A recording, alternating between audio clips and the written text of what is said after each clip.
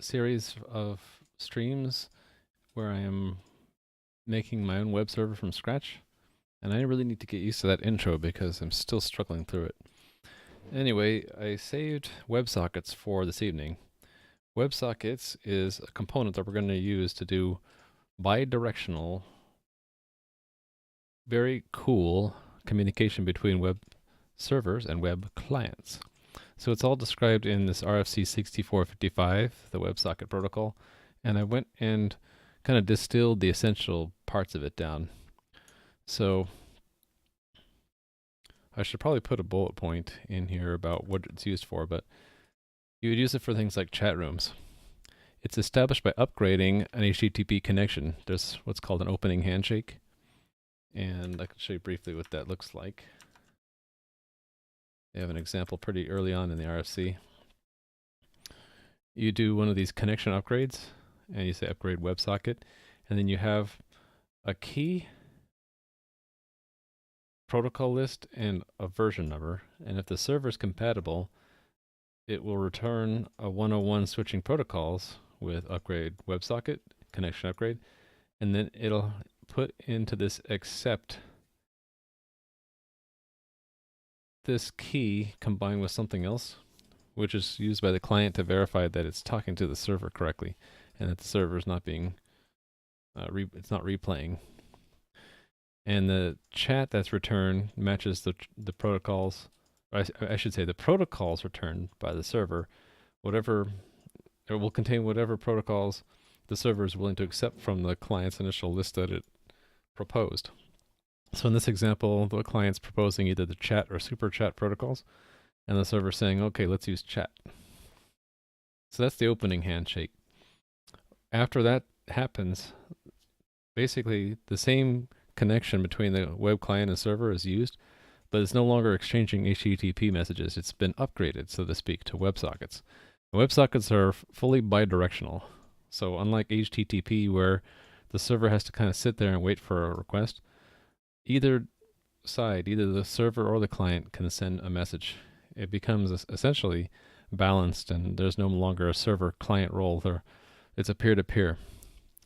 Messages go across based on frames. So in other words, we have to parse the bytes going across the connection until we get a complete frame, and then we can interpret it. So here are the essential elements of a frame. There's a fin bit, or final bit. It's used to fragment messages. So you can break up a message into multiple frames, and then the last frame will have the fin bit set. There's some reserved bits for protocol, sub-protocol extensions. And there's an opcode. That's identifying the kind of frame. So a special kind is continuation that's used in fragmented messages, and that's whenever the frame is not the first in the message. So you think of a sequence of frames that's fragmented would be the first one has a non-continuation opcode, and then all the intermediate ones are continuation with fin set to 0, and then the last one will be continuation fin bit set to 1. So the first frames are the frames that aren't continuations. You can have text, which is UTF-8 encoded text, binary, which is just uninterpreted application level stuff, and then they're what they're called the control frames. Close is a special frame that's used to start a graceful close, and then there's a built-in ping system that's used to see if the connection still works. Moving on in the frame, there's a mask which is used to obscure the data in the frame when it's going from client to server, and that's to prevent cache poisoning. So yeah, actually I said before that once you go into WebSocket mode, it's balanced and it's peer-to-peer. Not quite true. The side that originally opened the WebSocket, in other words, the client, does take on the requirement of it has to mask all of its data, and the server is supposed to not mask any of its data. Okay, so the remainder of the frame is there's the payload, and the payload's length. So you can have lengths of either 7, 16, or 64 bits, so the frames can be enormously large.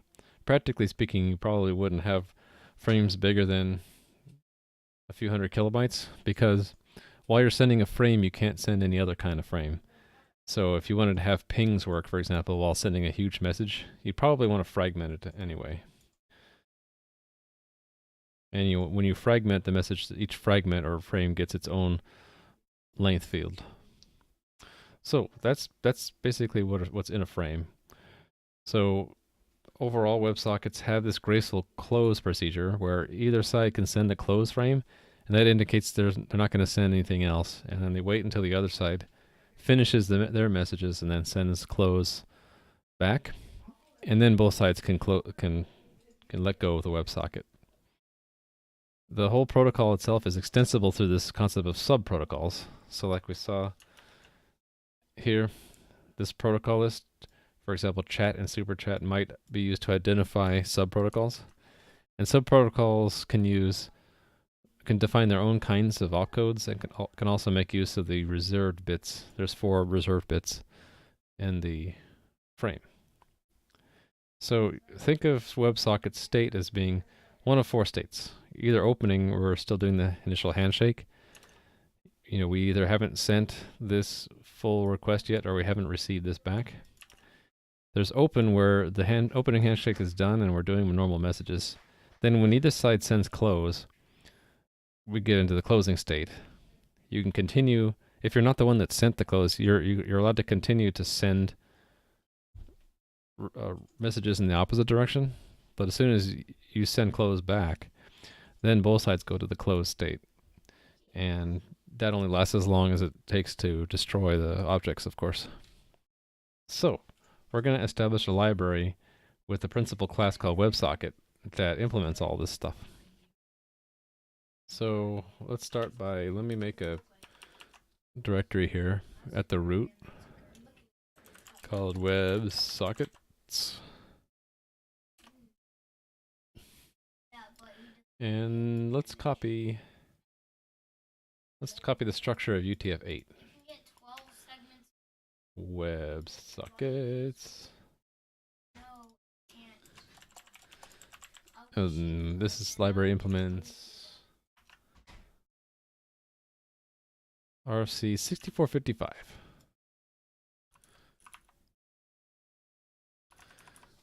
And that is the WebSocket protocol. Looking up.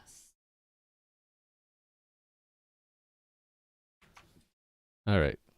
So we're going to have, actually, am I going to call this WebSockets with an S or WebSocket? Maybe we'll have the namespace in the library be with plural and the class be singular. Does that make sense? I guess it doesn't really matter. So we're going to say this class implements the WebSocket protocol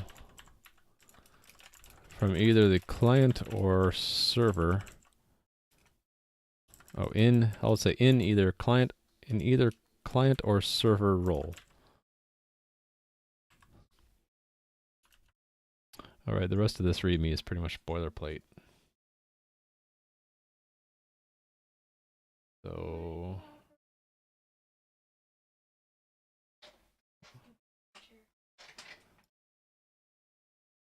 license is the same. README, we need to update. Socket. And then here's our test. Will be UTF-8 WebSocket test. Let's call it WebSocket test, shall we?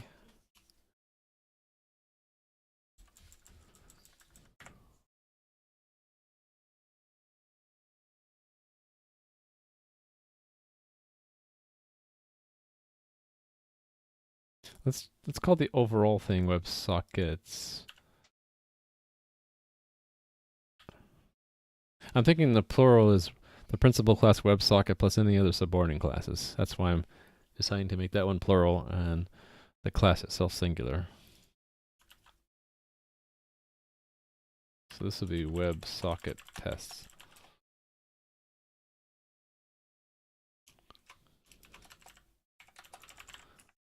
Yeah, I like to use Visual Studio Code for renames because it's pretty awesome. You just pick a symbol, Control Shift L, and now your cursor is everywhere, like changing every instance of it.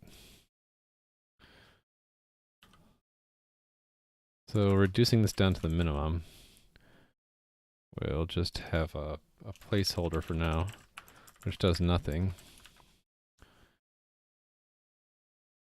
Include WebSockets, WebSocket, source WebSocket.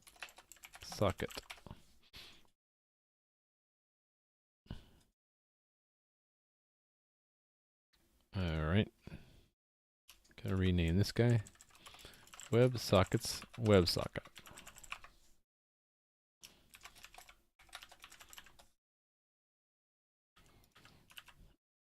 Okay, reducing this down to the minimum. This class, I think I'm going to copy from the README. Implements this.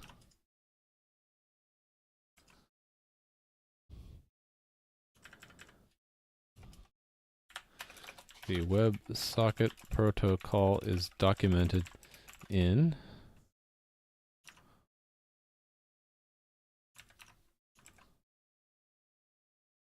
there we go. So lifecycle management, constructor, but that's it for now. And private properties. Okay, good. And WebSocket itself.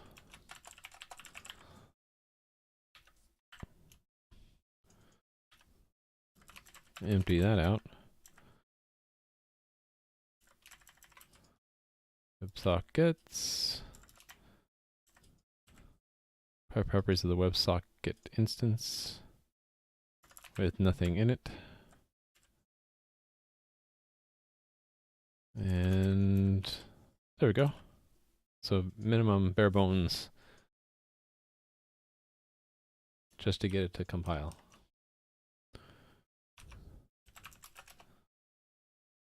So run CMake and then go back to Visual Studio. It'll. Oh, hold on.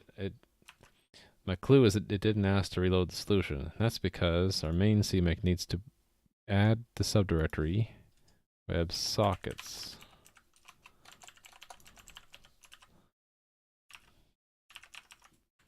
Now it should do it. Reload.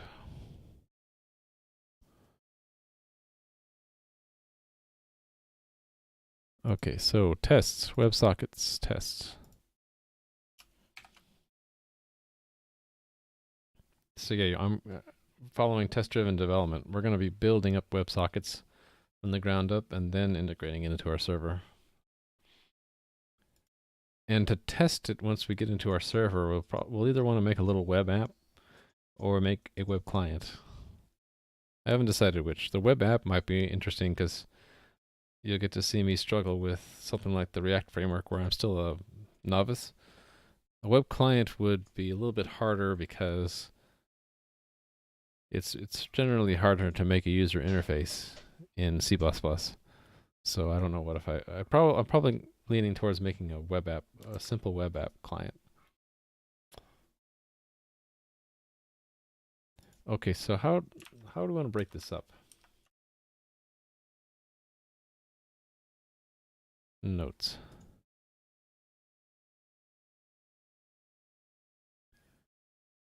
And just staring at the essential points, waiting for inspiration. No, just kidding. So I think what we want to do is run a WebSocket through its various states. So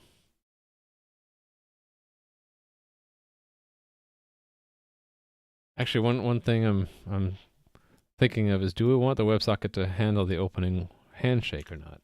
It's different from all the rest of the states of the WebSocket because it's the only one that's sort of tied into HTTP. So I suppose what we would do is, if we had it support the opening handshake, it would be having to parse or generate an HTTP request, and then the same for the response, right?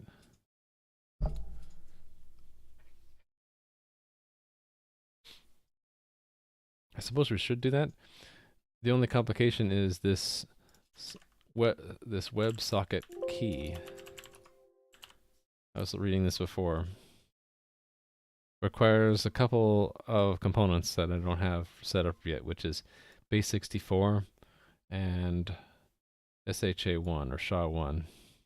I have SHA1 as a library, but I have not brought it into GitHub yet.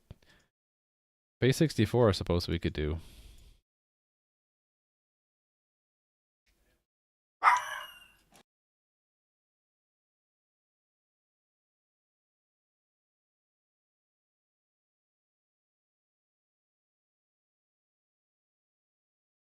And that time it was the dog. I fancy that. Yeah, I have that overlay whenever I have to mute the mic really quick. Okay. Yeah, I'm thinking we will support the handshake, but not get to it tonight. So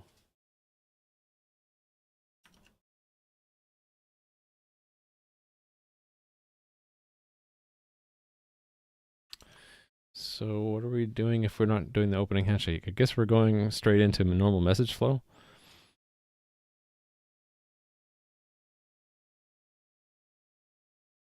Yeah, so the user of the WebSocket class really wants to be able to send and receive messages and also get told if it's being closed. It won't be really seeing ping or pong directly, although I guess we could subscribe to see them. We should be able to send pings and pongs. So there's one thing right away. We should be able to send a ping. We should also be able to receive a ping. We're not going to send a pong, that's the WebSockets job. We're going to want to be able to close. Send a close, or how about send close, receive close? No. Basically, what's it called when you're the first to close? Close initiator? Initiate close? And then complete close would be the other end. And let's see, I guess send and receive text messages. So send text, receive text, send and receive binary, I guess. Send binary, receive binary. We probably want tests, probably want tests for both client and server.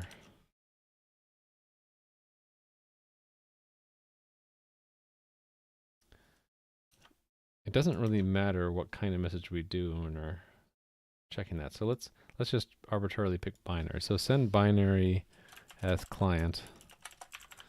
So these will duplicate and make as server. And that's really just to test the mask. We'll name, okay, I'll know what I'll do. I'll leave those the way they are, but I will make a special one called send masked and receive masked, which are bent on testing the masking part. And let's see what else. Continuation, so send and receive fragmented. Send fragmented. Receive fragmented.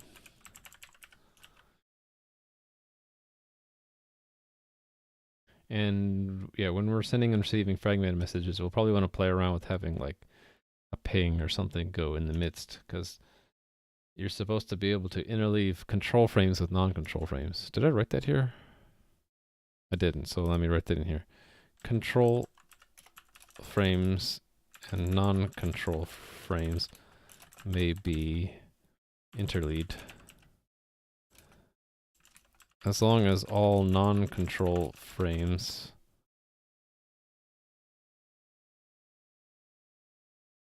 go with the same message. So you can't like start one message and before finishing start another one, but while doing one message you can send a control frame.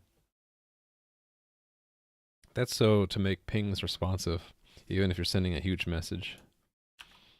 So we want to kind of include that when we do send, receive, fragmented. Okay, what else?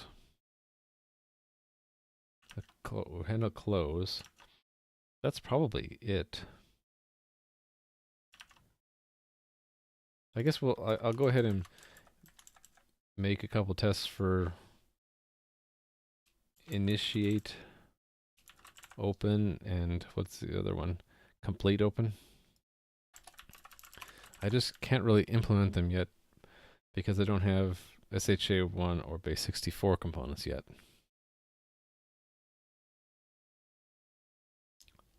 All right.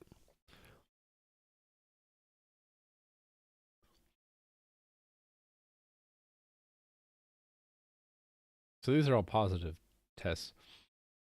I'm sure we'll come up with the negative tests like errors as we go.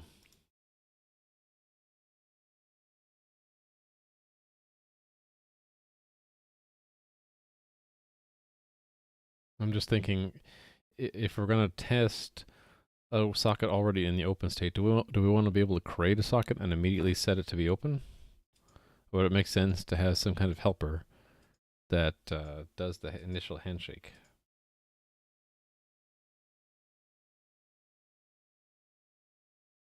Actually, I don't see why not. We couldn't just tell the socket that it's already open or not. It'll be something like this. WebSockets, WebSocket.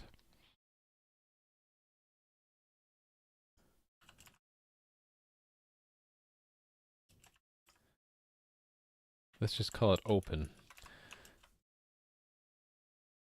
And what I want to look at.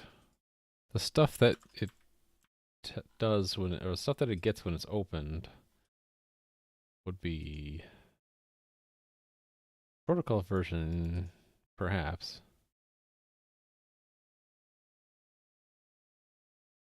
I want to see if this can be more than one.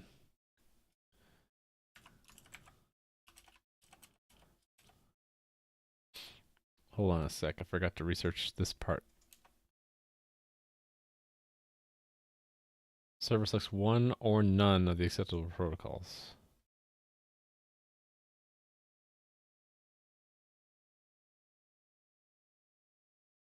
The sub protocol selector. Oh, you can have extensions too. One or none of the acceptable protocols. Okay. What does that mean though? The main option field is protocol. Okay, so that is a sub protocol.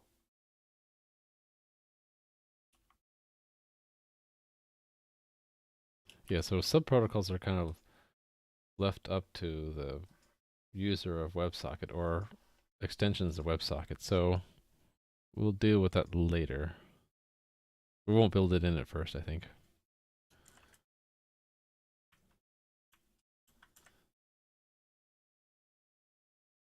I suppose then we don't really have any options other than perhaps the version number. There's only one version number right now, right? Oh, hold on. There's a section on supporting multiples.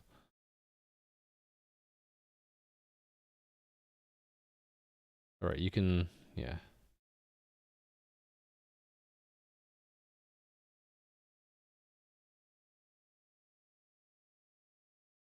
Right.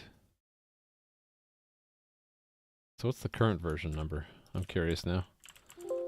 Whoops.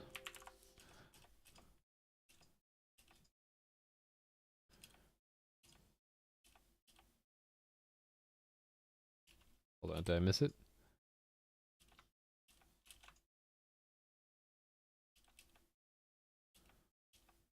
I know it's here somewhere. Oh, here we go. 13. What's this for?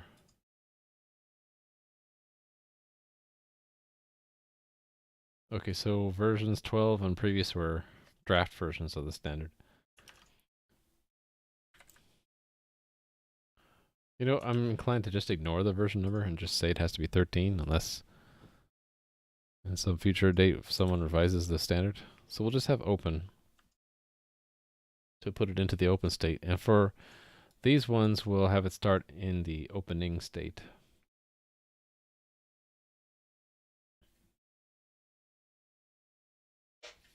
Okay, so we're going to want to be able to say ping. And I think ping has an optional payload. May include application data. Right. Was there a limit to, I think there might be a limit to how big a control frame can be. Yeah, here, all control frames must have a payload length 125 bytes or less. It must not be fragmented. Okay. So, actually, I already can think of a negative test case. That would be send ping. This is send ping normal. This is send ping too much data. Let me put that in my notebook for the log. So night notes, control frames. Actually, why am I writing it here? I should write it in the notes for WebSockets. Control frames. Where do I say control frames? Okay, yeah, I don't have a special section. I'll say control frames may have up to 125 bytes of application data.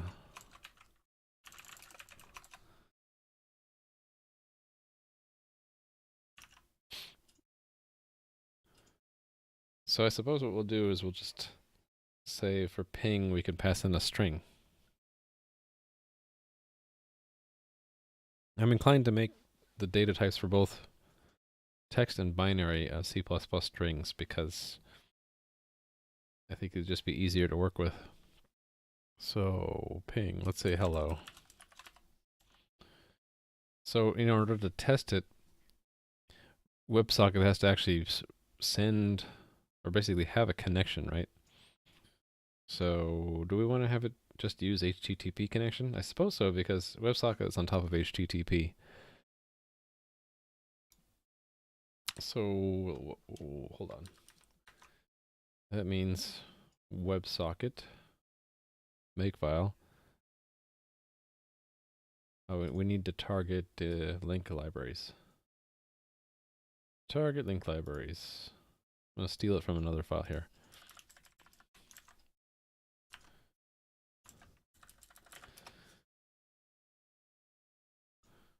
HTTP.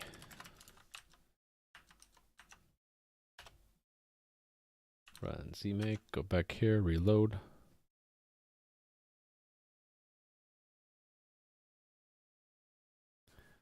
So I think what we're gonna do is when we make a WebSocket, we're gonna give it the connection it's gonna use. So that's defined in HTTP connection, and then in HTTP test, I think we had under server test we had like a mock connection object. I kind of want to use that, or use some of the stuff we had there, and put it here in our WebSocket tests. Did I put that? Okay, I must have put that into an anonymous namespace. Yeah. Okay, anonymous namespace. Oh, I should make the unit tests also depend on HTTP. Unit tests. HTTP.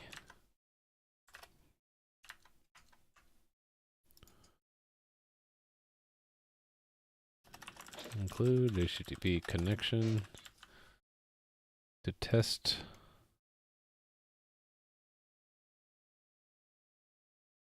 WebSockets. Okay.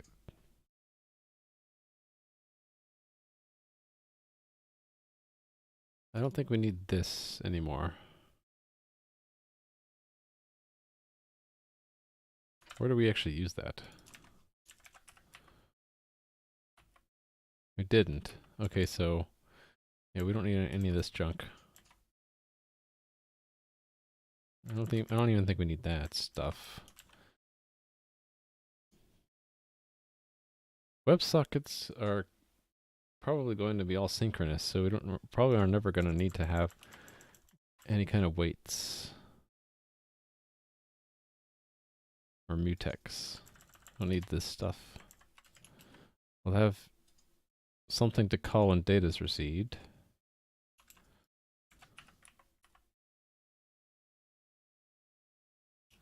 Oh, okay, that's what to call to give data to the WebSocket, really, from the remote peer. Right. Okay, never mind. And this is the data we receive from the WebSocket, right?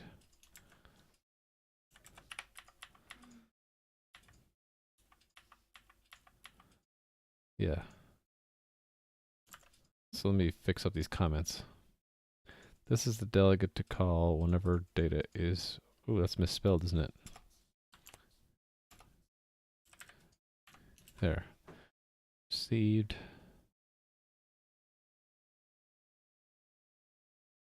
Okay, let me turn this around to have it make more sense in this context. This is the delegate to call in order to simulate data coming into the WebSocket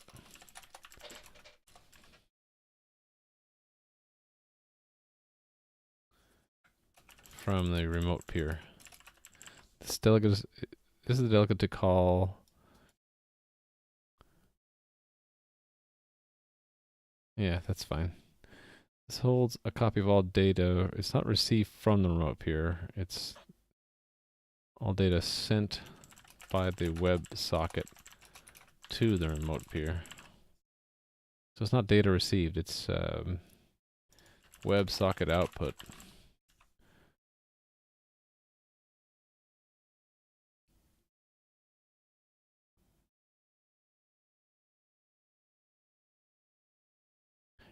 You're right, and there are two ways you can break the connection, right? This is the delegate to call whenever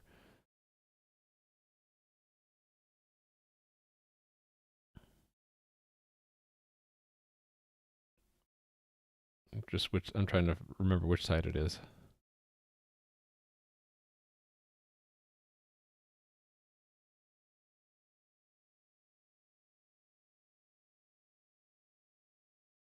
Right, so if send data is the data output by the WebSocket, in other words, this,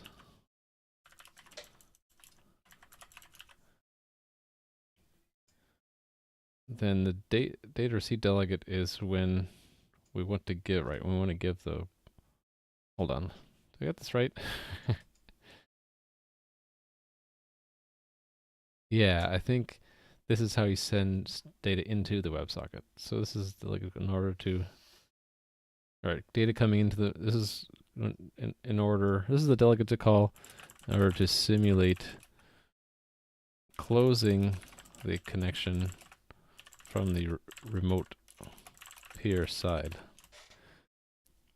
This flag is set if the WebSocket breaks the connection to the remote peer.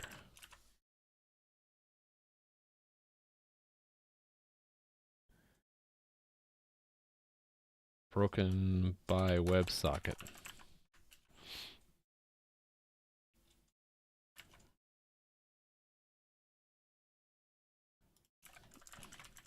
There we go. That's just a second. Keep it straight. We don't need these awaits because it's all synchronous now. Okay. So yeah, what we expect. Oh, sorry. Before we open it, or I guess it doesn't really matter whether we open it first or this. We'll provide it with the connection. So set connection. Maybe we should make that part of the open, actually.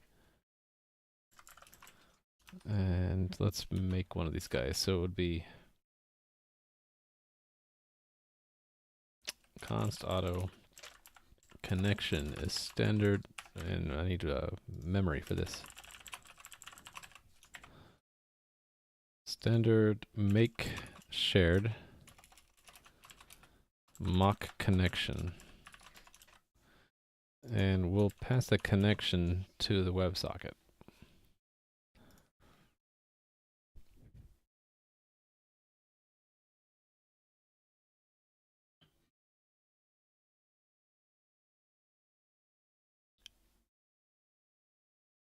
Okay, so after we send a ping,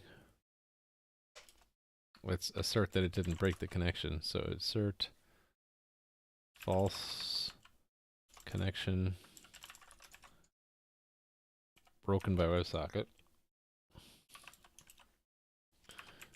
Assert equal. Oh, hold on. Another thing we have to do when we do open is we should probably say whether it is a client or server. So we'll say WebSocket role. I think what I'll do is I'll use the server role because then I don't have to deal with the mask. So this will be a server-side WebSocket sending a ping.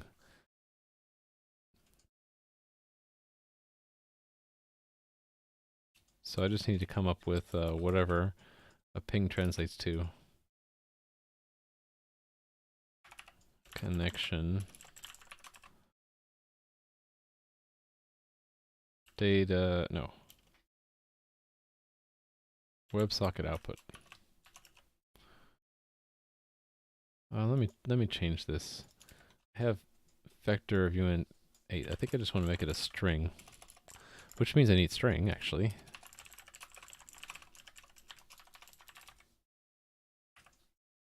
And then this gets a little bit easier, right?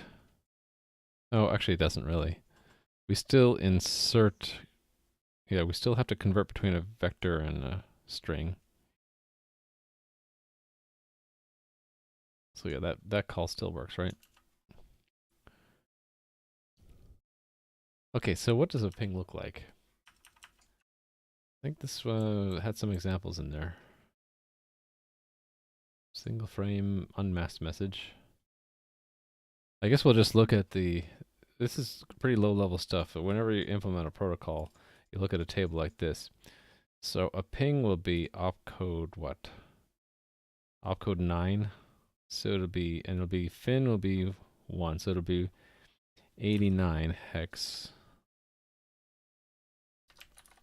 for the first byte. And then mask is 0, and payload length we said was 5, so it's going to be, what is this? 5. And then we don't have an extended payload. We don't have a masking key. We just have the payload data. Hello. So that's what we expect to see for a ping message, I think.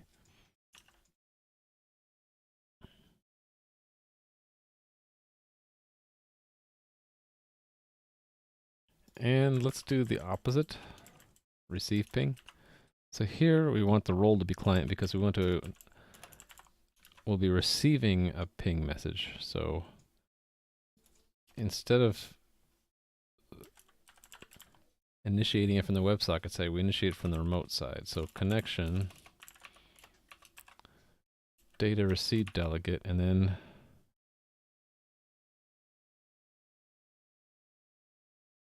it needs a vector. Okay, so let's make our message first. Const string frame.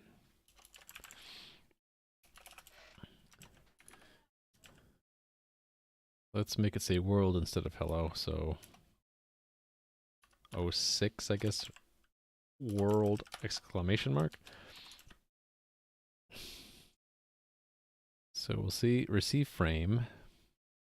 Center vector. Actually, I think we can do this, right? Frame.begin, frame.end. And it'll promote it to a vector of uint8s. And then, in order to get called back, here's where we're going to have to add something else, right? So ws set ping delegate. Ping, what are we going to call it? Ping recede. Oh, how about we'll just say pings.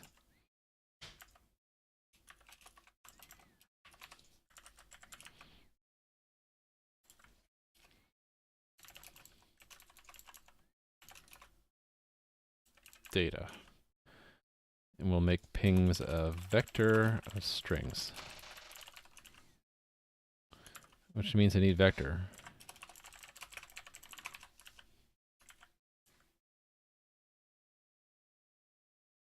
And we'll just say pings.pushBackData.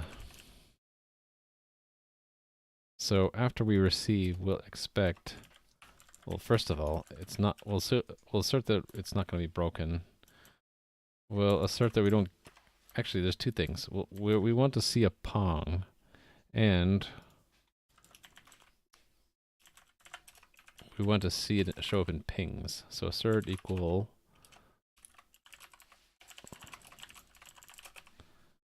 there's a limitation of Google test that I have to be explicit about the type.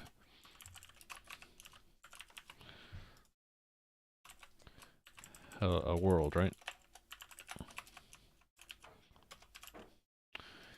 And then what does a pong look like? Pong is opcode A, so it's 8A. Oh, wait a minute. Yeah, we do have to worry about the masking, don't we? Okay. Maybe we'll leave that out for now. Well, actually, I should do it. Yeah, there's no way to avoid it. One side is always going to get masked, so the mask is this top bit, so it's going to be 8, 6. And then instead of hello, it's going to be the masking key, which we don't know what it'll be, right? So we have to break this up. We have to assert that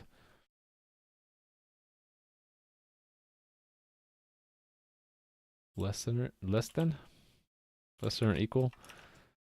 We need to have enough bytes to fit the masking key. So that's 1, 2, 3, 4. 4 is less than or equal to connection WebSocket output length.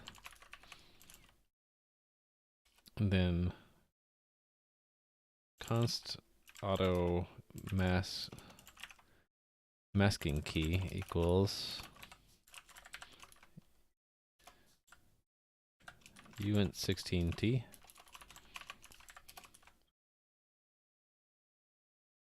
uint16t connection WebSocket output. It should show up on byte index 2, right? And that is, I'm guessing this is big Indian always. Let's see what it says.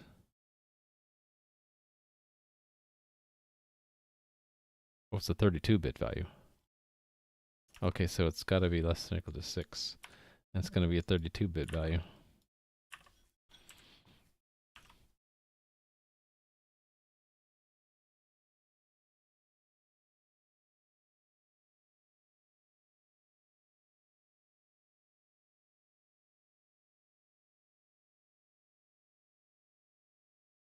Usually stuff like this is sent in a certain byte order, but okay, here, the most significant bit is the leftmost in the augmented Bacchus-Knorr format. So, yeah. So that means the first one has to be shifted left, have to be converted to uint32 and then shifted left. Well, gotta be careful. And by FF, and then shifted left by, well, 24 really. Do I need to, I guess I don't need to worry about the mask on that guy. There's 3 more bytes, right? We can do plus. 3, 4, and 5. This is 16, 8, and nothing at all.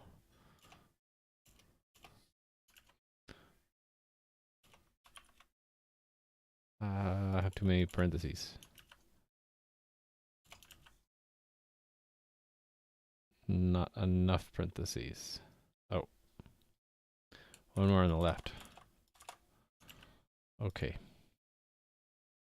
This one, I gotta worry about if it's between 8, 0, and FF, because it's a standard string has a char, it's a signed value, so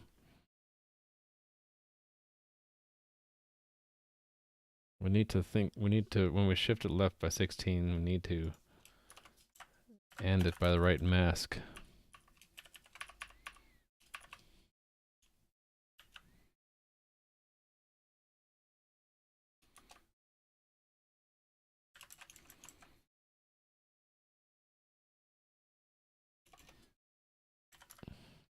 This might be a little bit excessive.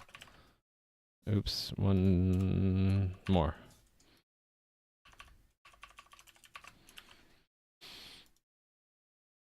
But the compiler should help me out here. Okay, so we can verify that those are the first two characters, substring 02.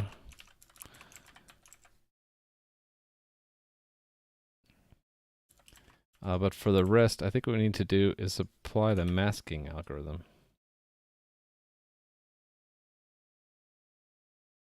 Client server masking.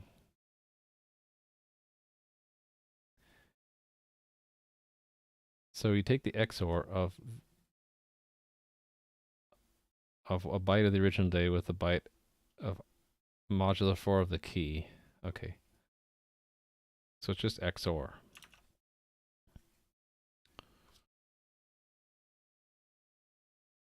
So it'll be 4 equals 0 I is less than 6 plus I. Actually, we should know exactly what the length is, right? It'll be 1, 2 plus 4 is 6 plus 6 is 12. So assert equal. What do we expect?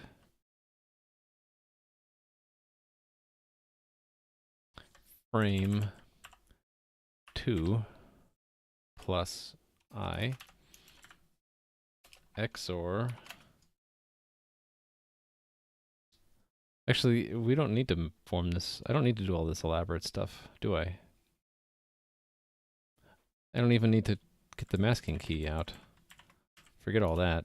All I really need to do is reach into connection, WebSocket output. Again, 2. No. Not 2. I'm off by 1, I think. 1. Oh no, we are. Okay, so first 2 bytes and then the masking key. So it is 2 plus I. But it's 2 plus I mod 4. So that's what we expect for each byte, and what's actually WebSocket output 6 plus I. Okay, so we expect a masked pong. The pong, I think it says it here, the pong has to have the same application data as the ping. Pong, ping.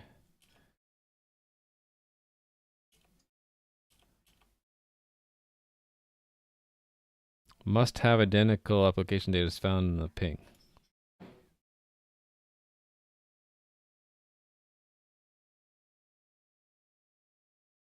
Oh, a pong may be sent unsolicited. Okay, so we kind of want to have that in here, send pong.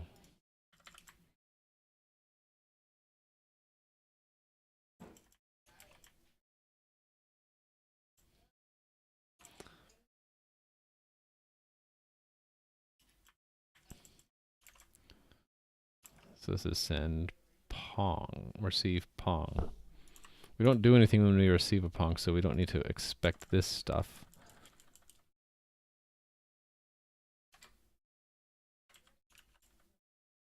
Send has the same kind of constraint.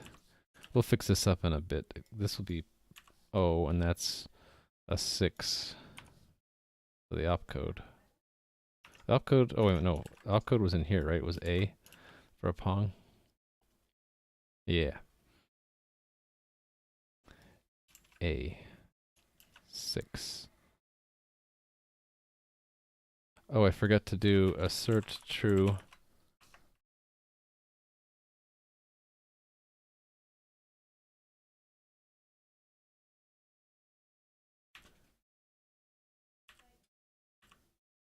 I don't need assert true. I actually need this original stuff I had before. This one. I'm still checking this one. Pongs. All right. ping pong.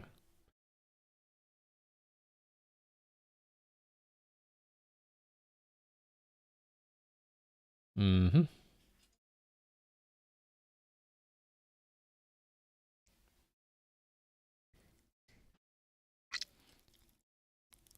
All right, that's probably good enough. Now we need to define some of this stuff. So we need role server. So WebSocket.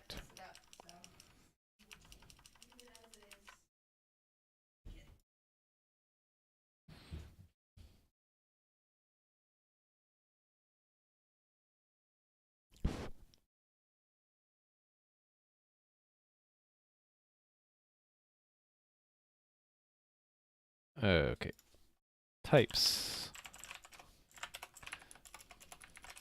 This identifies really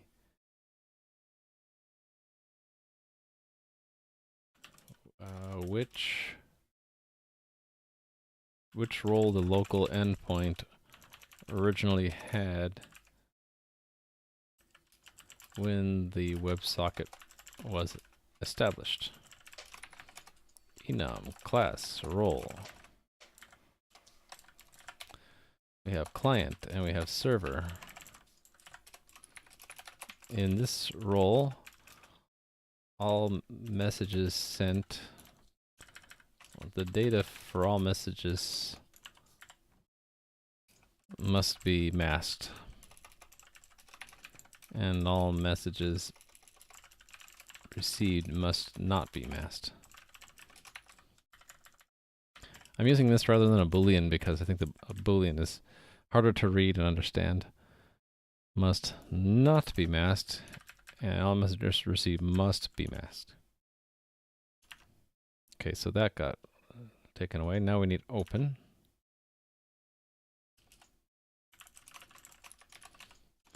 So this will need HTTP connection.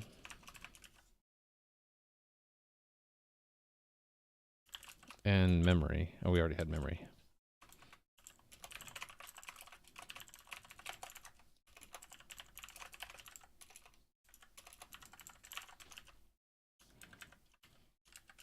How come it doesn't like that?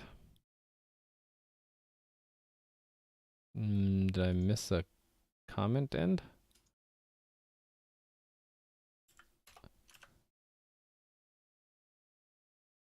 What's it complaining about? I think it's just IntelliSense messing up. Sometimes this happens. I see strange things with IntelliSense and I just have to restart Visual Studio. There we go, it went away.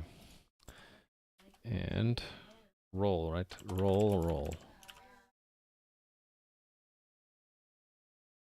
It took it a while to catch up to me there.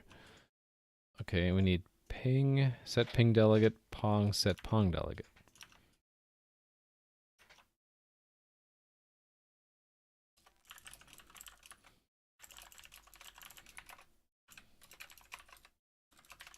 Ping and pong. And we're using string. And we're going to have delegates, so that means we need functional. And let's go ahead and define a type. This is a type of function used to publish. Are we going to use it for more than just pings and pongs?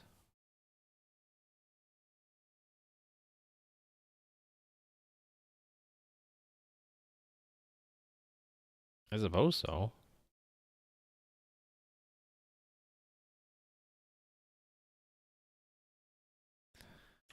A text message just has the data, right?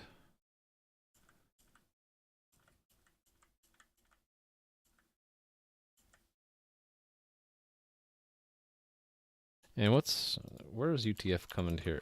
UTF-8, is that only for text messages? Okay.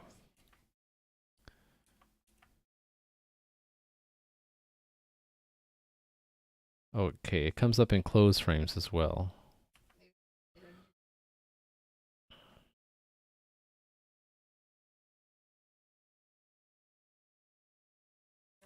Okay.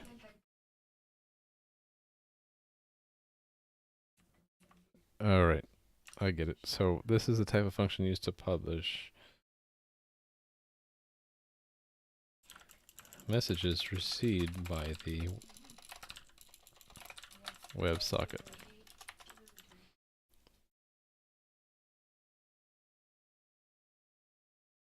Actually, what I think I'll do is change this delegate from there being a separate one for each thing. We'll just call it set message delegate. Message received.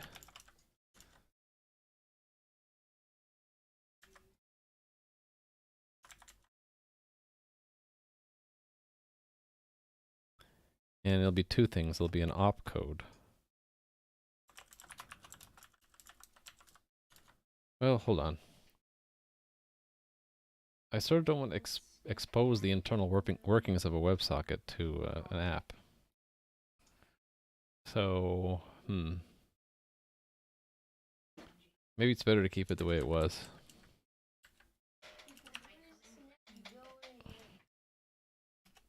So type def standard function void const standard string mess data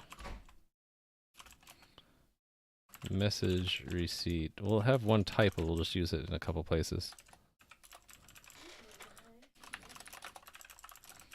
Data. This is the payload data in the receipt message from the receipt message. So, my zoom level's getting weird. Okay. Void set ping delegate. And then pong delegate, right?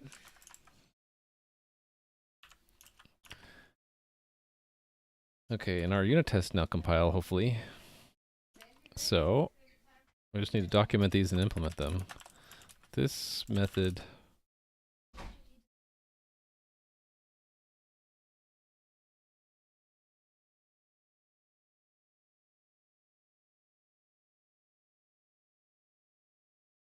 I'm just stopping to pause to consider how do we handle that opening handshake thing. I think I want to have that handled by the WebSocket, but before open. So this method puts the WebSocket into the opened state in the given role. Param connection. This is the connection to use to send and receive frames. Role. This is the role to play in the connection. Fix dyslexic mistake. Okay. This method sends a ping message over the WebSocket.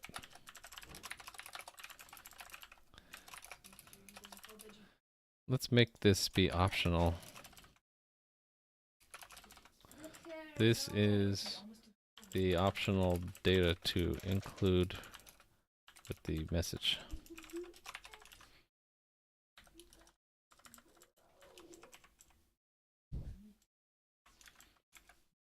And pong. And we'll call that an unsolicited.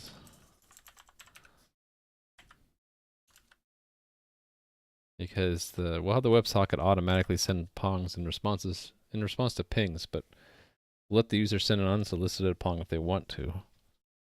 Because why not? This method sets sets the function to call whenever a ping message is received from the WebSocket.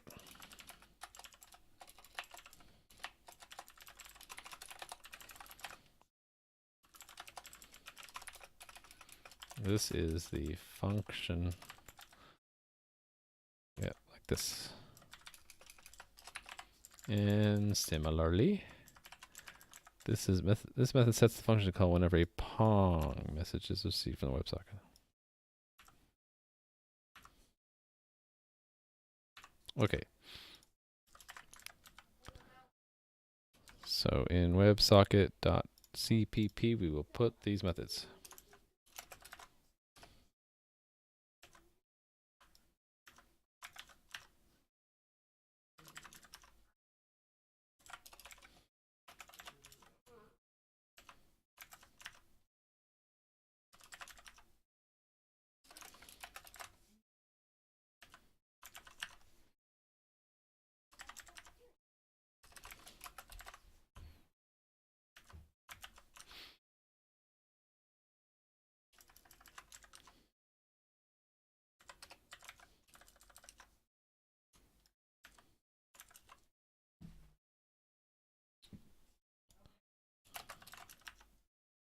Okay. Alright, that should build and everything, right? No? Okay. Oh, we can't repeat the default value like that. Not allowed to. Okay. So we should be able to run it. Everything. Oh, hold on. I misspelled it. Test. Should be able to run it, but it should fail.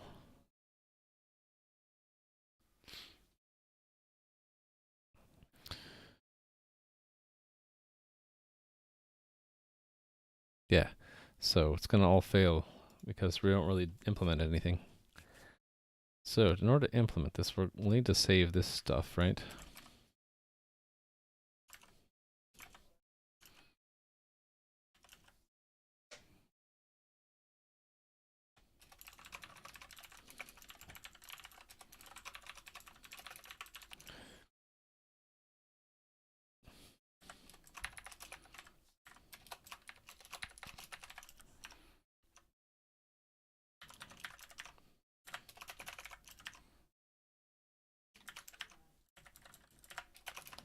Here we go, documenting. All right.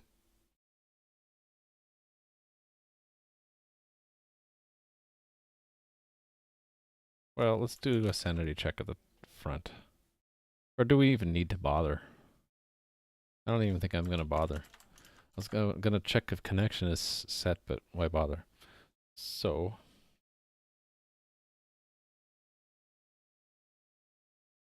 let's use one of my friends, which is S-stream or O-string stream, to assemble the message that we send out.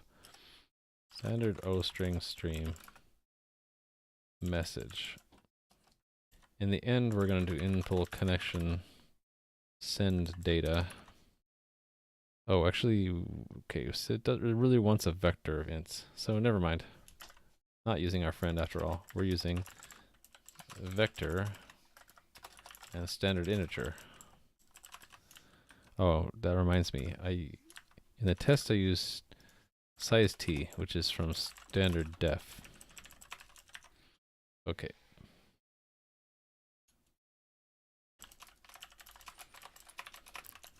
So now we can just say send the message. Okay. So message.pushback. Again, looking at the protocols. Should kind of bookmark this, shouldn't I? It's always going to be hard-coded. 89, right? 89 for a ping. And we'll say, well, maybe we shouldn't hard-code it. Maybe we should say fin and opcode ping. That way we don't have to hard-code them. We'll just define them up here. Const expr uint t fin equals 80.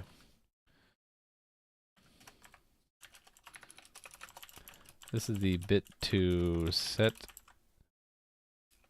in the first octet of a WebSocket frame to indicate that the frame is the final one in the current message.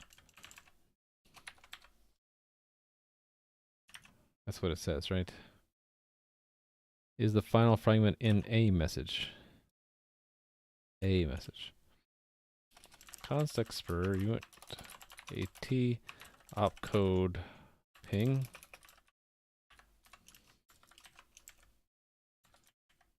And we'll need pong too.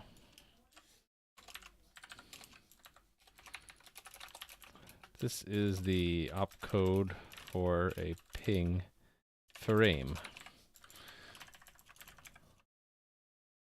And a pong frame. Okay. While we're here, should we define some other stuff? How about the mask bit?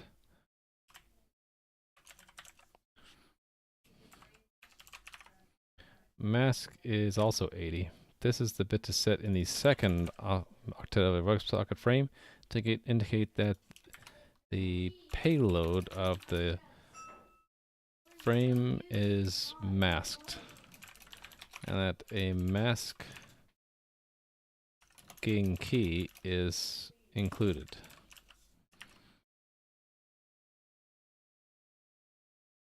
Alright, everything else is set. Okay, so message.push back. It's just the payload length, right? So data.length. And we only really want to do this if the data.length is less than max control frame data length. If it's if it's greater, then we don't want to send it at all.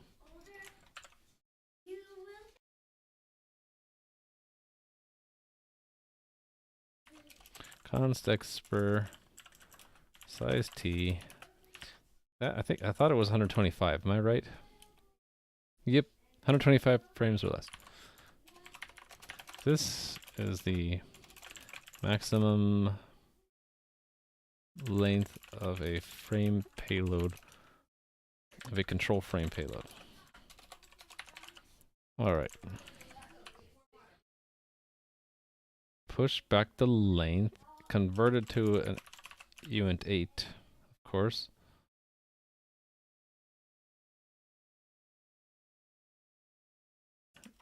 And then we just append it. Oh no, a couple more things, right?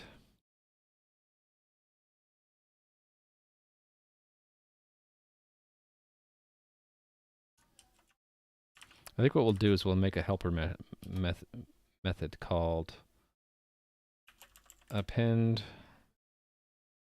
payload.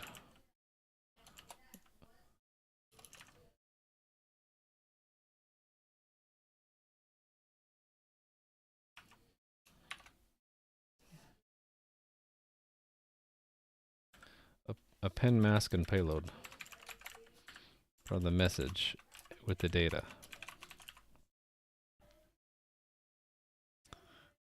And make that implementation method. That way we'll be reusing this, because this is essentially the same here, only this is a pong.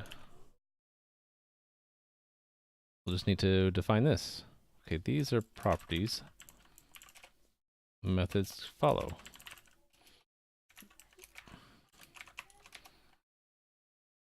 Okay. Message is one of these guys. And payload. They call it payload, right? Yeah, okay. This method takes a message consisting of only the first two octets frame. This is frame also. 2 octets followed by payload, by the encoded payload length. Well, hold on. Maybe we should include the payload length too.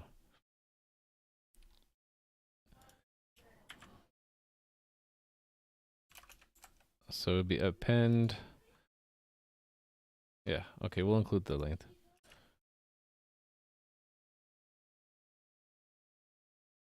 Really, we should just make it build the whole message, because the frame, because the rest of it's just those two things anyway, right? So we can just have fin and mask. Okay, this method constructs a frame. And we're always going to send the frame after we construct it. So maybe we just say constructs and sends a frame.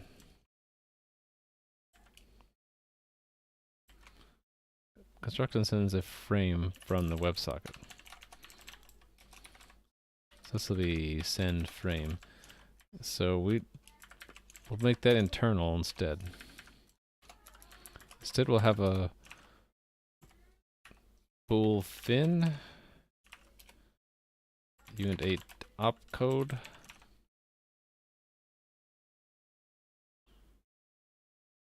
and the payload, right?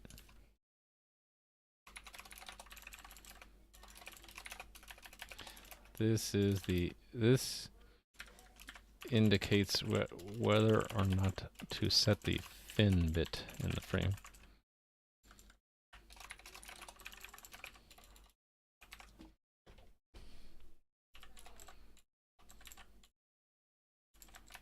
Opcode. This is the opcode of the to set in the frame. Frame. This is the oh no, it's not frame, it's payload. This is the payload to include in the frame. Okay, so we're gonna kind of take over a lot of that common code there. So it'd be true opcode ping data. And this gets moved, and this gets moved.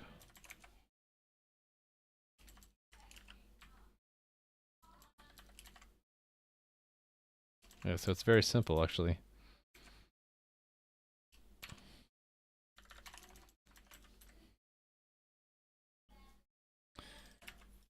Frame. So let's break this up here. So plus opcode, right? So fin, either fin or 0 plus opcode. Push back, yeah. So what the payload length comes next. If payload, well, hold on. Size, const.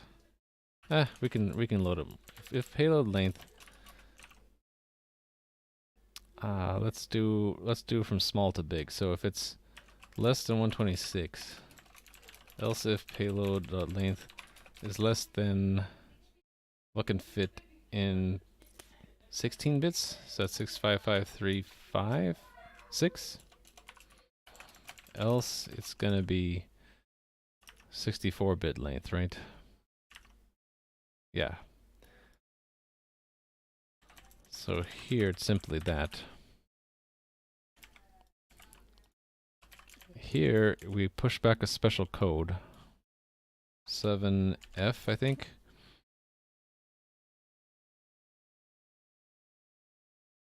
If 126, the next 2 bytes, so that's 7E. And then, right, it's this payload length, shift right 8, and then mask lower 8 bits. And then for 64,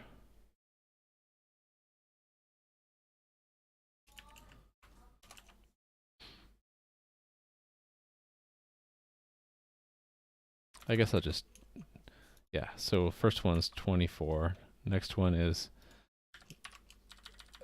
oh, it's not 24, is it? It's like 56. And then 48.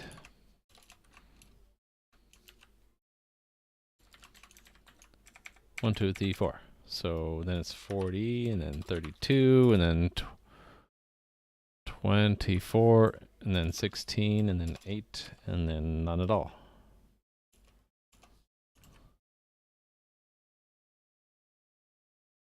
And then after the payload length is the mask, right? Oh, and we want to put the mask bit in there with the payload length.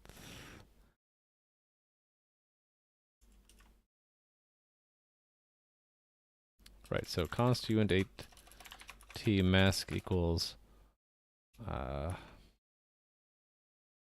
role equals role client. It's if we're client, we're setting the mask bit, right?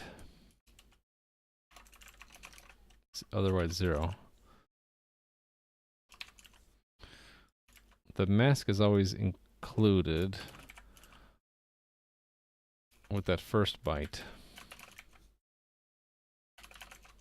Or octet, I should say.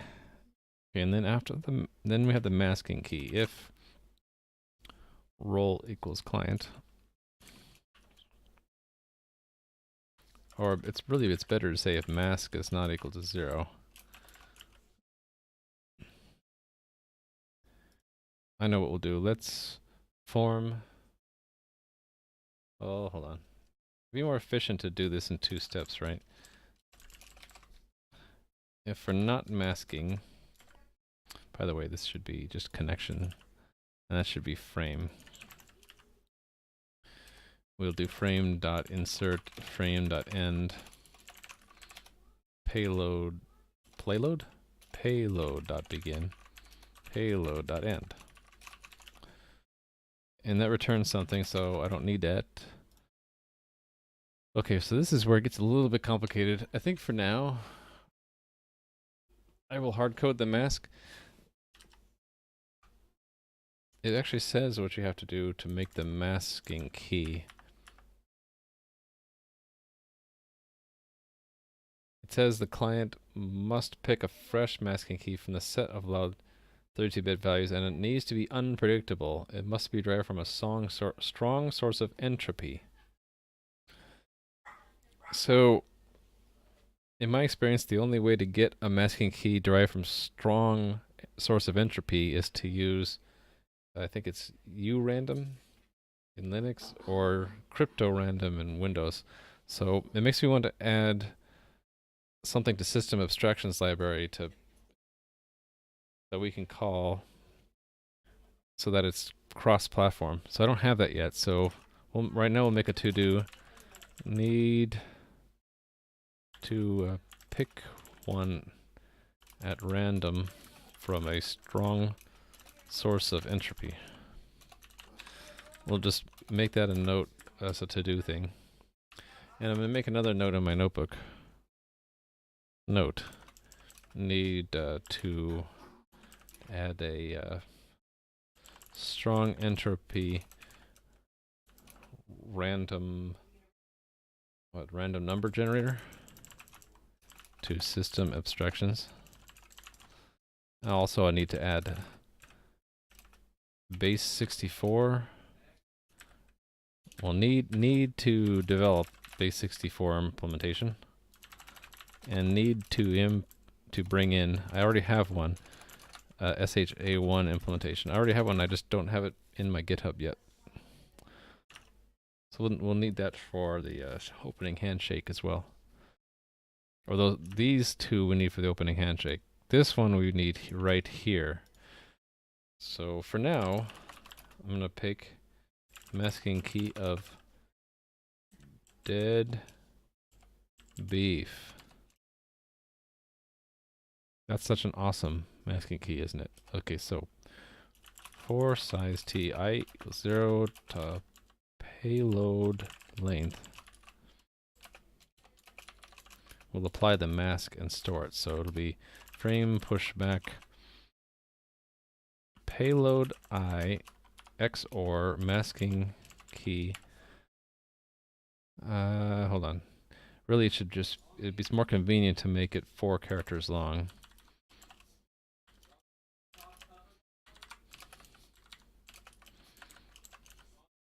Masking key I modulo 4. Okay.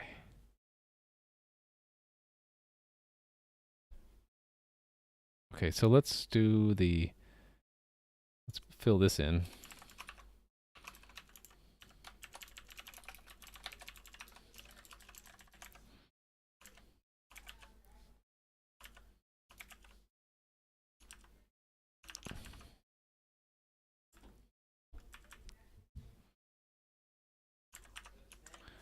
Add this to our state.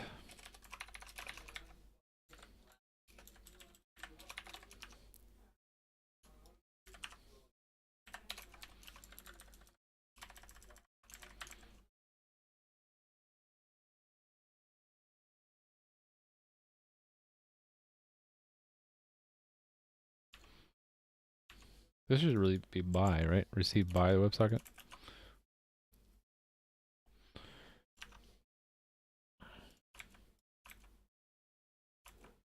It's a little bit clearer.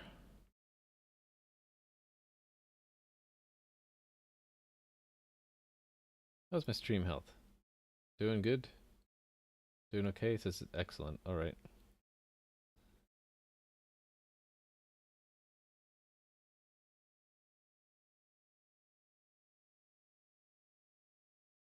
Alright.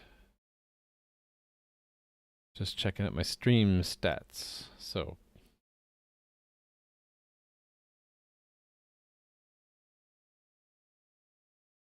right, when we first set the connection, we need to tell the connection to set our data received delegate, right?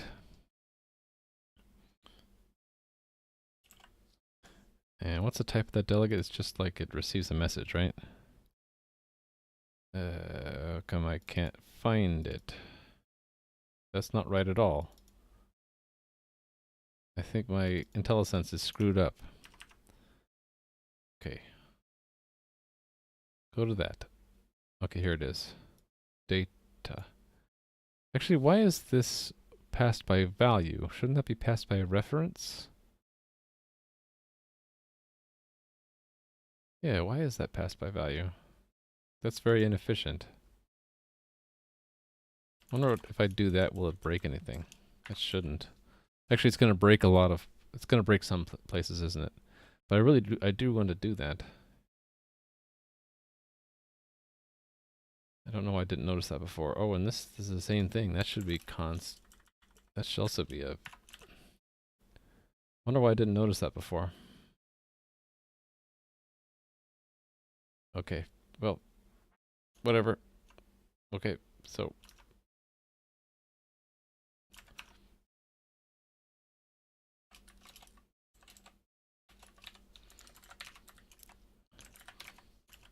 Okay. What are we going to do with the data?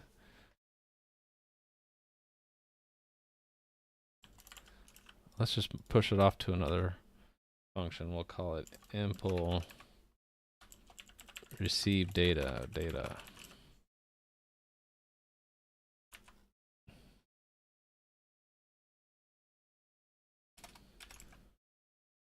Void receive data. This method is called whenever the WebSocket receives data from the remote peer. The data received from the remote peer. Let me take the opportunity to fix all the things that just broke.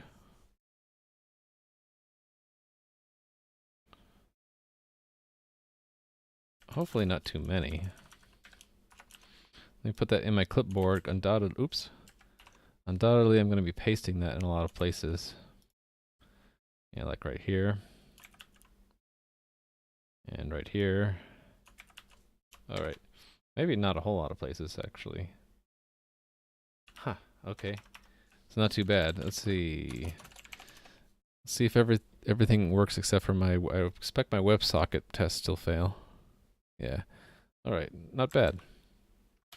Let me check that change in too. Sort of a miscellaneous thing that I noticed while working on stuff.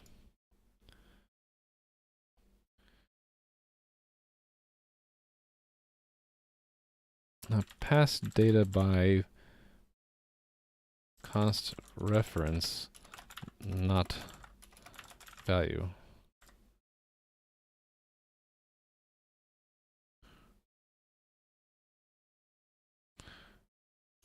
Commit that. Mug get status cell. Okay, HTTP network transport is Ooh. Geometry, that got screwed up. So that's git config. Not notepad. Shoot. So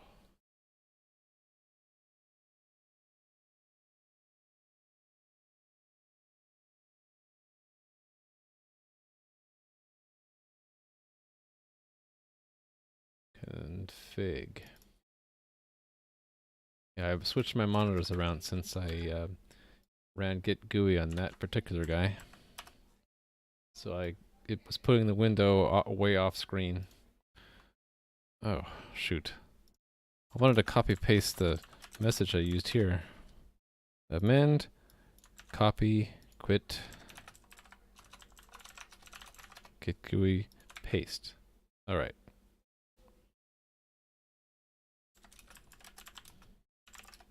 And what's changed here so far? That I'm gonna ignore. Oh, okay. I want that to be in its own repo. Git init. And yeah, that's good. Well, I'm gonna off camera here. I'm going to my GitHub just to create that new repository. WebSockets.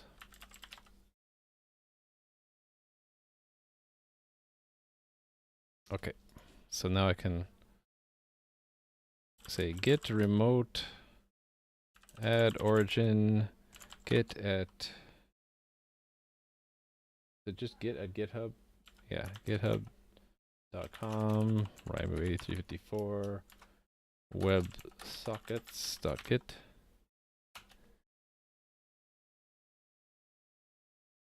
And I guess we'll go ahead and make an initial commit. It's work in progress. Initial commit, work in progress. And then git push set upstream origin master. One level up, I'll do mugget add WebSockets.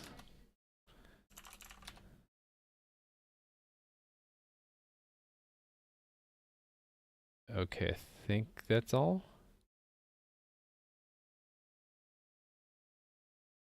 Yeah, okay, so add WebSockets project.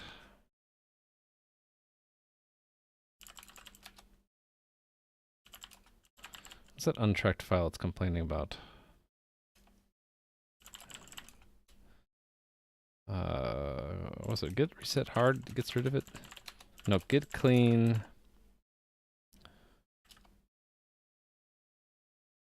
I don't want to remove build. How about just remove it? VS code settings.json. Okay, alright. So, how are we standing on our test? Let's see. 199. WebSocket test 199. Or 119.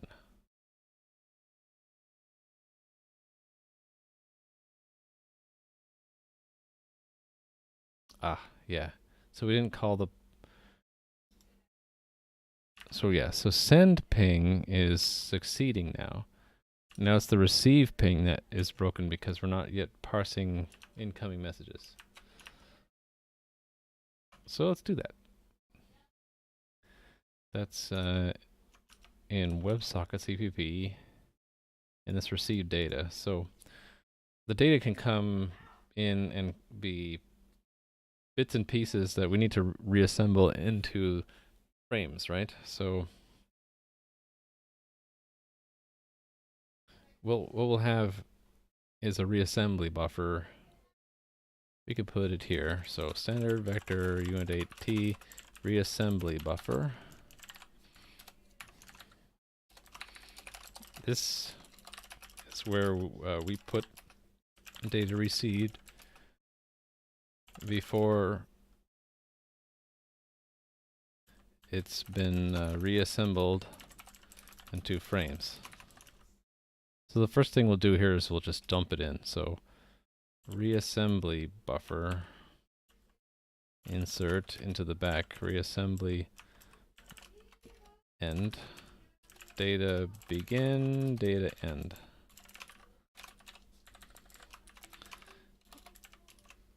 And then what we can do, we need to determine if we have a whole message. So how do we determine if we have a whole message? Well, we can bail right away if we don't at least have 2 bytes. That's the minimum message size. So if reassembly buffer size is less than 2, we just return, right? If it's at least 2, we can look at the length and we can see if it's an extended length. So if reassembly buffer index 1 is 7e, else if it's 7f, else. Oh, and I want to mask off the mask bit, right?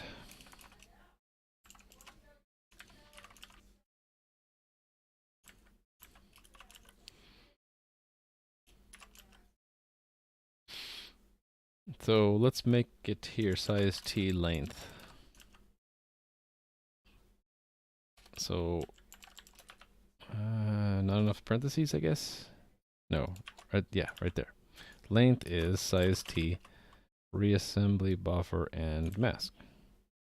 Well, we can really just do this in one shot, right? So const auto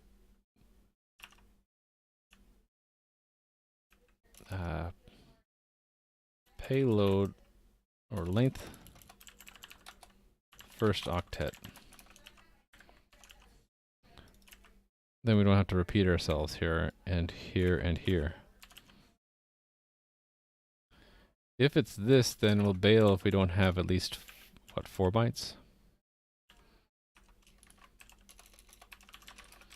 1, 2, 3, 4, yeah. Return. And here we need at least, what is it? 10 bytes? Is that right? 1, 2, 3, 4, 5, 6, 7, 8, 9, 10, yeah.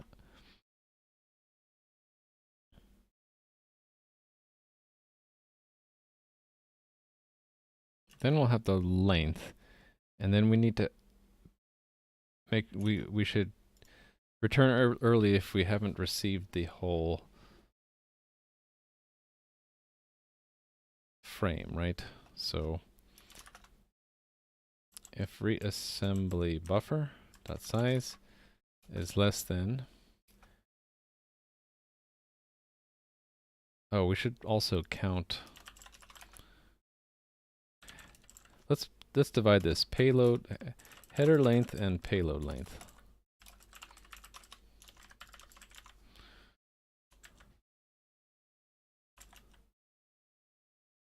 Oh, I forgot to reassemble it here. So payload length equals, we're going to reassemble it. So it's reassembly buffer 2 converted to a size t. And then, yeah, then shifted left 8. Add to that reassembly buffer 3. And then the 64-bit one is 56 plus 3 shifted 48, and then 40, and then 32, and then 24, and then 16. I guess I need one more. And then 8, 5, 6, 7, 8, 9.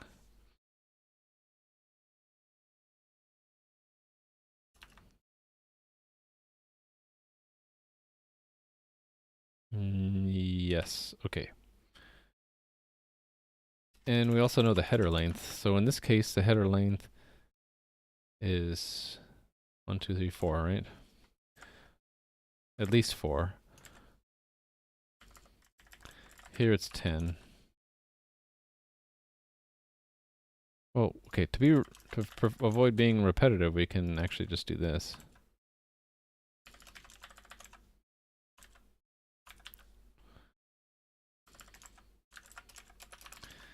And if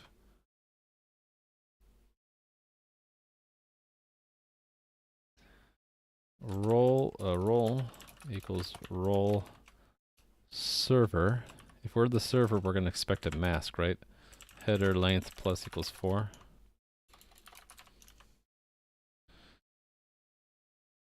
So if it's less than header length plus payload length, return.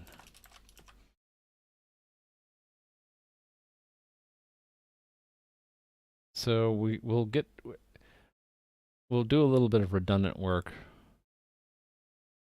by rereading the payload length every time we get some data, but the only alternative I see is we cache that somewhere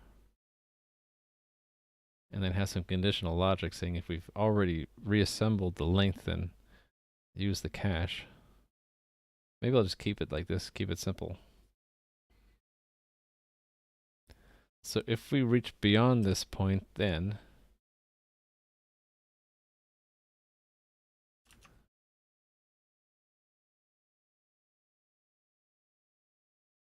we have a frame, right? And if it's a control frame, we can process it right away. And the only control frames we do process right now are pings and pongs. So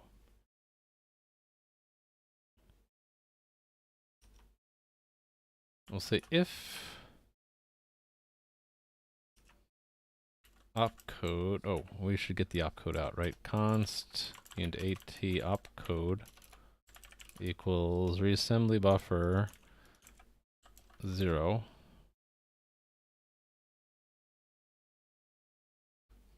Actually, let's put this code in another function so that no matter what, we're going to consume the frame. So, hold on. So, this would end up being mask lower 4 bits.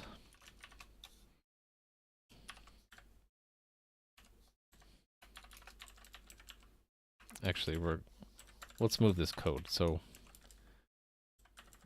we'll call it process frame. Process receive frame. How about that? Receive frame.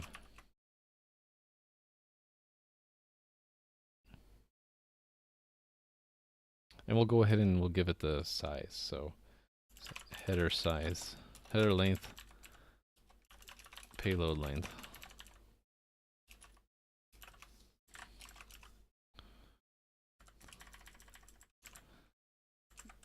This method is called another WebSocket has reassembled a complete frame received from the remote peer. Header length. This is the size of the frame header in octets. Just to be unambiguous. Because you never know when a byte is not an octet. This is the size of the frame payload in octets. Because what I can do now is I can call receive frame header length payload length, and then no matter what happens, I can erase from reassembly buffer begin to reassembly buffer begin plus header length plus payload length. And don't care what that returns, void.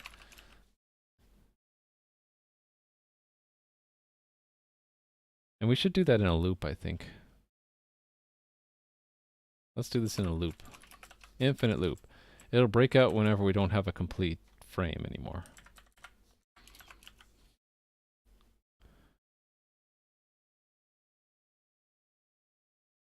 Oh, we don't want to do this first part, though. That would be a mistake. So we add to the end of the buffer, and then we'll process frames, basically. Could be multiple frames in the data we received. Okay, so switch opcode. Right now we only support 2 opcodes, ping and pong.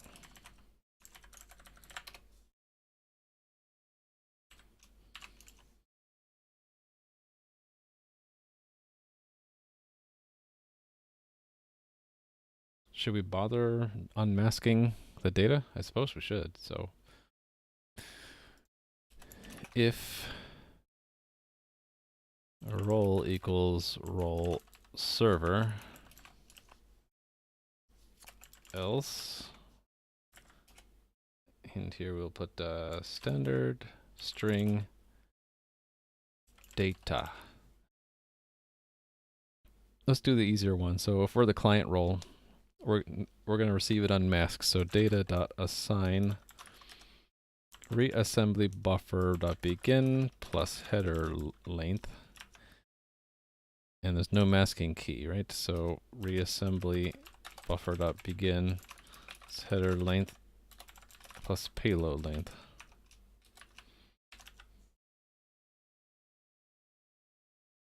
And that returns something, so void that. Okay, so if it's a server though, it'll be data.resize payload length, and then for size ti equals 0, I is less than payload length plus I. Data I equals reassembly buffer I header length plus I masked XORed with reassembly buffer header length -4 plus I mod 4. I believe that's the correct. Let's break that up.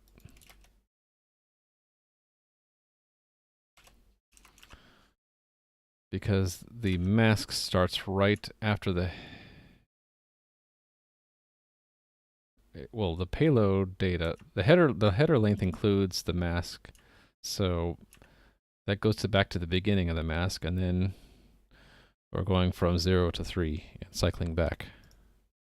I think that's correct. So if ping delegate is not equal to null pointer, we'll just call it with the data. And same here.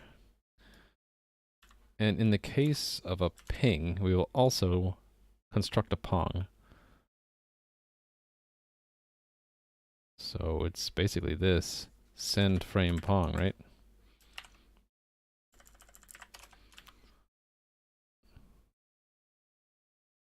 Code pong data. Yep, I think that'll do it.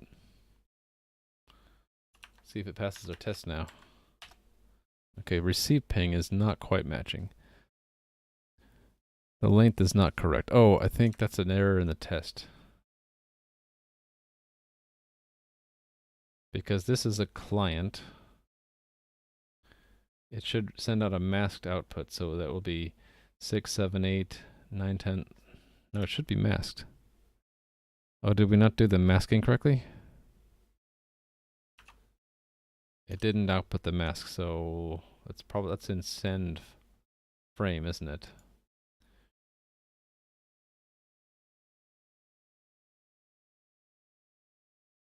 Interesting.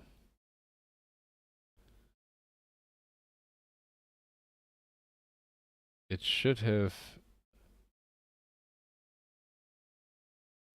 pushed the it should have done that. What happened?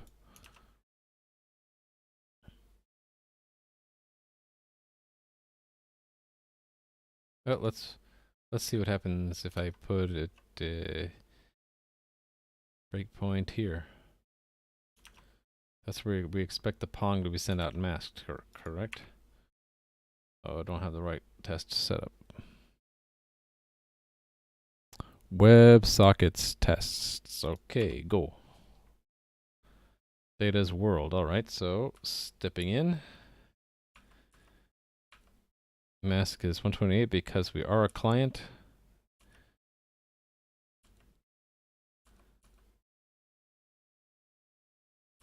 1, 2, 3, 4, 5, 6. It is only 8. Did I miscount? 1, 2, 3, 4, 5, 6, 7. Oh, hold on. We didn't push. No, it should have been 1, 2, 3, 4, 5, 6. Yeah. Oh, wait a minute. Oh, no. I'm confused. Oh, we didn't push the masking key in. We gotta push the masking key in. So that's like this. Only it's 4, or size of this, really. Push back the masking key I. Okay, yeah, that's the problem. There we go. So, okay, we got WebSocket partially implemented. It can do ping and pong. Woohoo! Ping and pong done. I guess we should go ahead and test the ping too much data. So that's where we have hello, and then we just make it really long. And make sure I go past 150, something like that. Actually, it would be easier to just say standard string. And what's it, a count and then a character?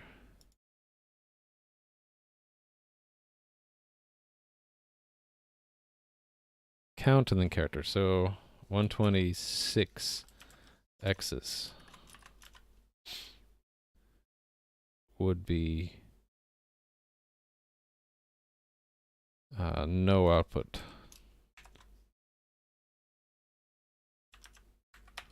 Alright, so same thing with pong.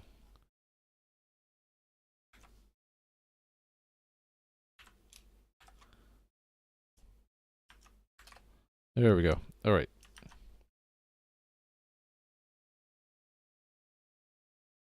And just to make sure, when I set that to 125, it fails, right? Because it'll actually send it? Yeah. Okay, that's what I thought. I should actually build that in, shouldn't I? Send pong almost too much data. So we're going to expect that to be 7D.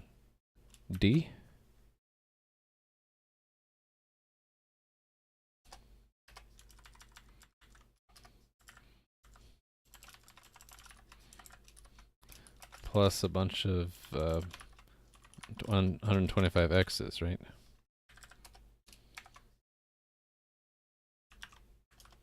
Yeah. And well, I'll go ahead and do the ping one too. Send ping almost too much data. Did I put that I probably put it before. Send ping almost too much data. We'll expect a 9.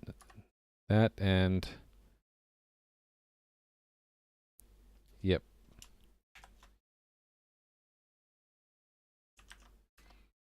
All right. So let's check that in.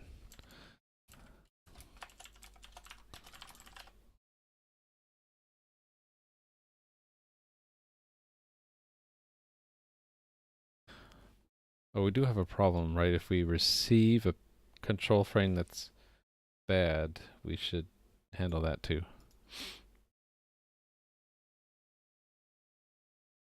I think right now we're just dropping the frame. No, we're actually allowing it to get through, I think.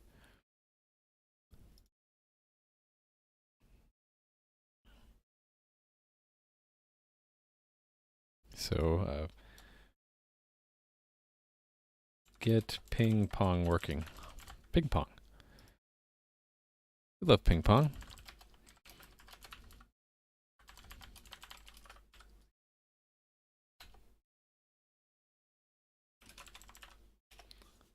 Hi there, Mustafenson. How's it going? Sorry, I said your name wrong. Mustafenesen. That's probably saying it wrong again. I'm horrible with names, I'm sorry. I should like just give everyone a nickname like Musta.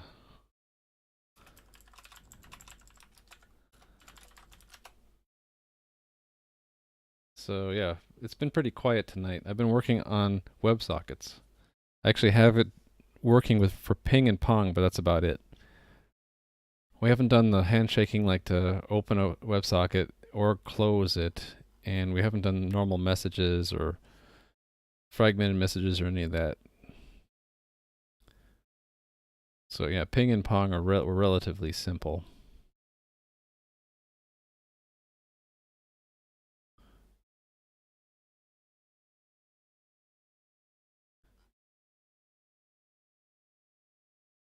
What to do next? Send text? This is going to be send text, not fragmented, I think.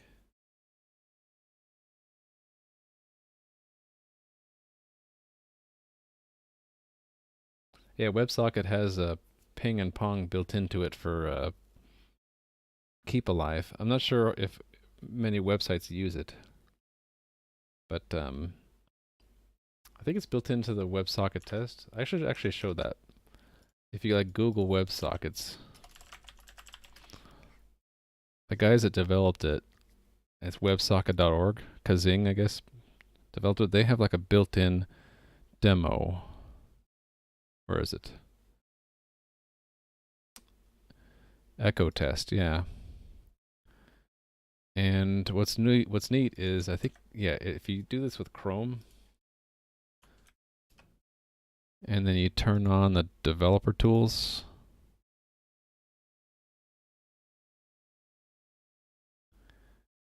right there, and you do connect, and you find the WebSocket in there, right here.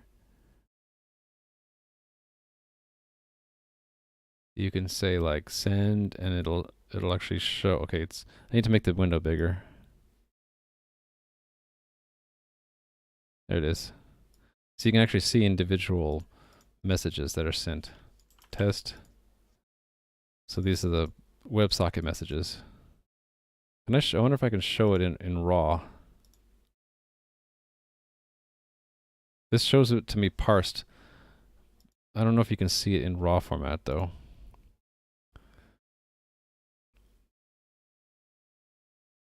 I actually thought that they had ping, but I don't see ping. It's just sending text messages. But yeah, what we're building right now is the equivalent of this in our web server.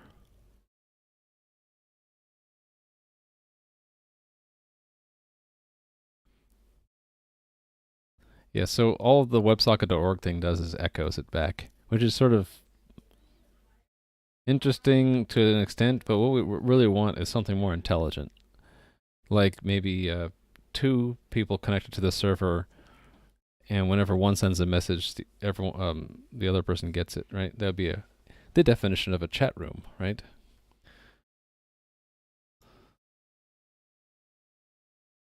Yeah, I should have showed that earlier.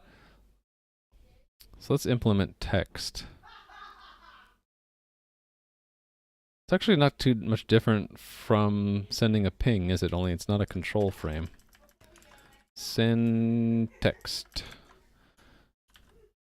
So open it as a server. We're going to send text. I don't know. Let's I was thinking make it international text, but it doesn't really matter.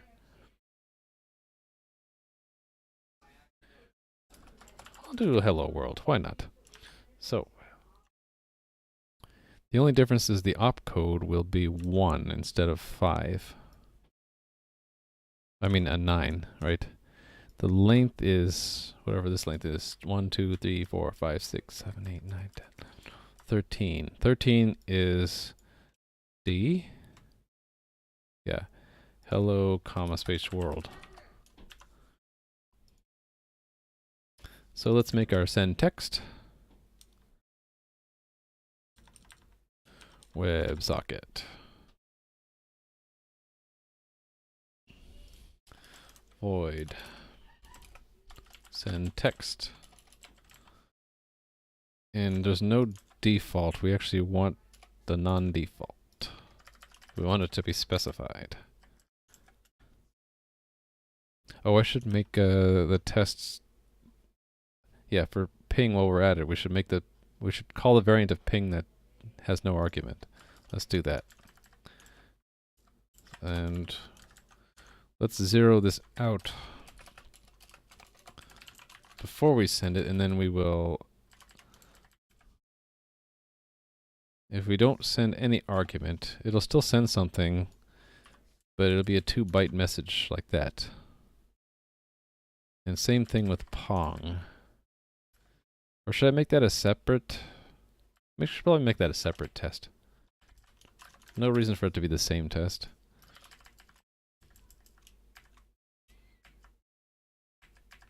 Like that. Send ping normal with data, without data, and pong with data, without data. All right. So send data, send text. And let's do receive text. That's kind of like receiving a pong, right? Only we'll do a set text delegate. Texts. Pushback. Okay. It will be 80, an 81. We'll just say foobar, because why not? Can put whatever I want there, right?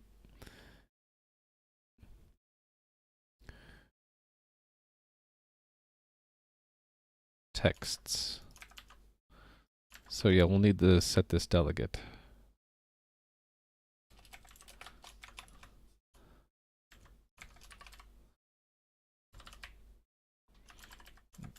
This method sets the function to call whenever a text message is received. Text delegate.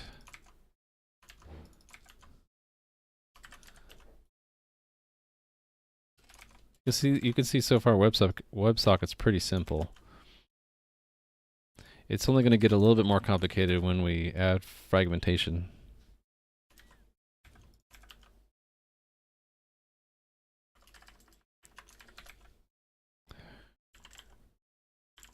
Okay, so what do we need to add here? Send frame we don't need to change. Receive frame, we need to add the opcode, right? So opcode text is 1. Text frame. Code ping. Opcode text is we give it to the text delegate and we're not going to call anything.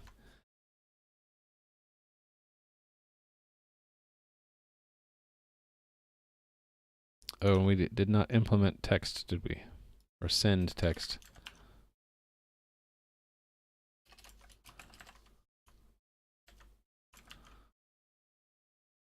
Okay, so this is a little bit different. It has no maximum data length.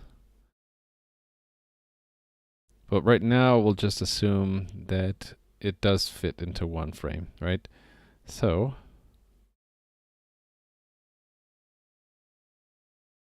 text data, all right. That should pass our test, actually. Oh, it doesn't. Oh, the pings failed.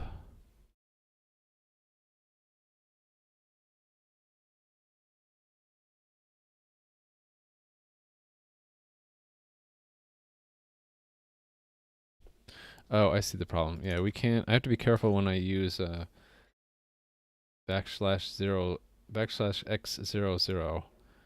We can't really do that with the implicit cast. I think what I have to do is I have to say that and give it a length. Is that how it works?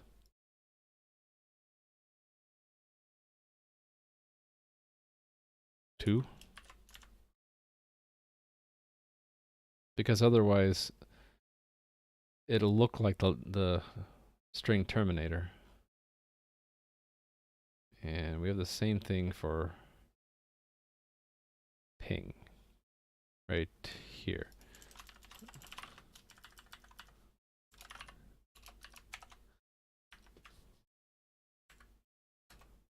All right, so, okay, receive text's not working.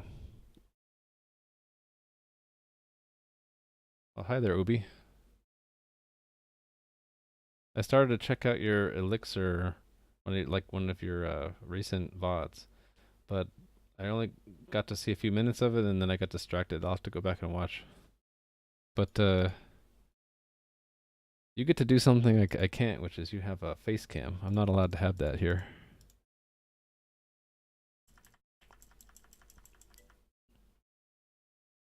Yes, the price I pay for living with other people who don't want to have a camera.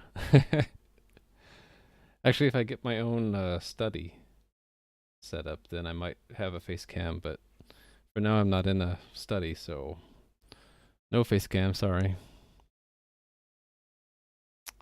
Okay. Yeah, but I'm gonna go check out your VOD again when I get a chance.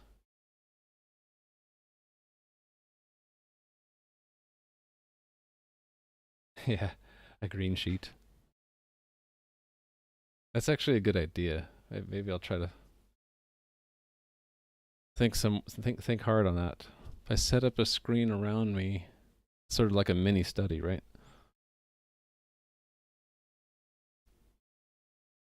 Okay. Yeah, I've only been streaming for what? A month? I'm extremely new at this.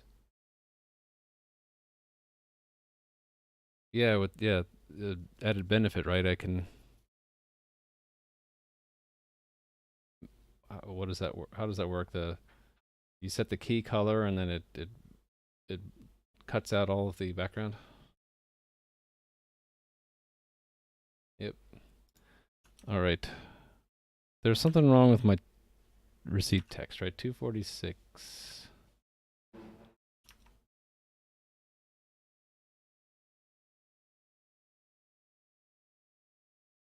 Oh, I probably didn't implement that, right? Oh, I'm probably not calling. Am I not calling that? That should have worked. Grab my bed sheet. No, I think I'd want to do it semi-pro, right? Get a real green screen. Or a green, at least a green sheet. The other problem I have is I don't have good audio isolation. So that's actually a problem now when someone comes to the door, the dog starts barking, and I have to do this. Which is kind of a cool thing. I had fun making that, but still. Okay, I want to see what's going on in my test here, because I should be getting a text frame. Maybe I have something wrong here. Well, I can actually see the size is wrong. That should be a 6. Maybe that's the problem.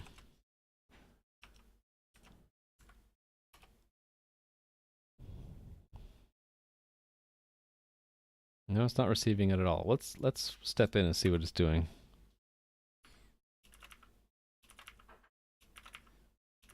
Please, my code, please. Okay.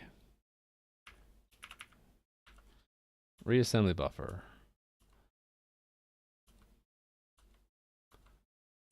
Payload length. What? What? That's wrong.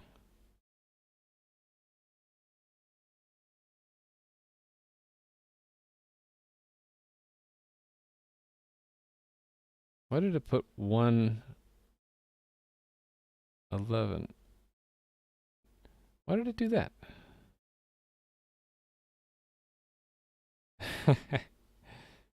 That's really weird. Oh, because F. Yeah, alright. Fine. How do I do this? Like this? Will that fix it? It thought it was 06F hex. Let's see if that does it. Okay, that fixed it. Really weird. Anyway. So, okay, receive text is good. Let's do receive binary. Send and receive binary. I can essentially copy this and change it to an 8. Is it 8.2, I think? Opcode for binary is 2. Yes, indeed. So let's just send binary. And then receive binary. I'm gonna totally cheat and just use the same payload. It's just that we're setting a separate delegate. Binaries.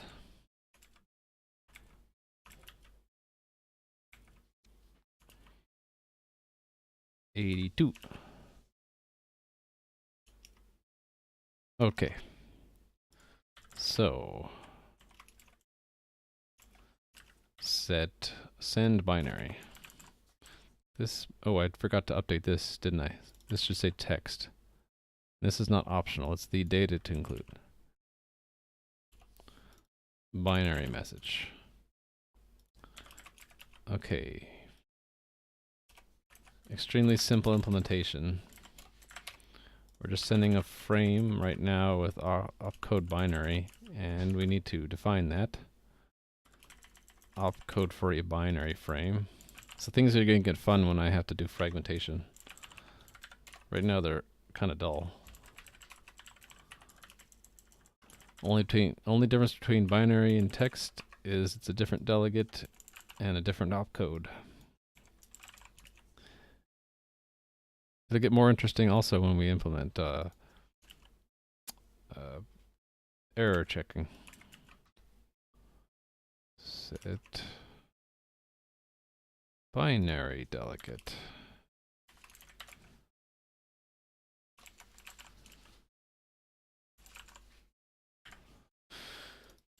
Whenever a binary message, binary delegate, yada yada yada.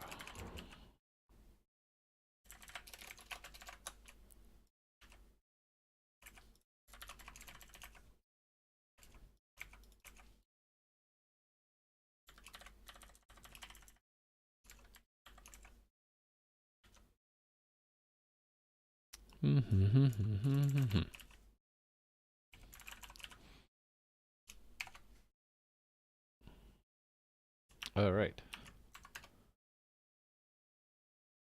Did that run the same number of tests? Oh yeah, I just filled them in. Yeah. Never mind.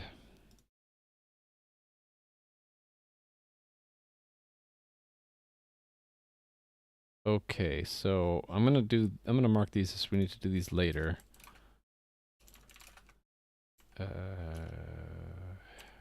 To do.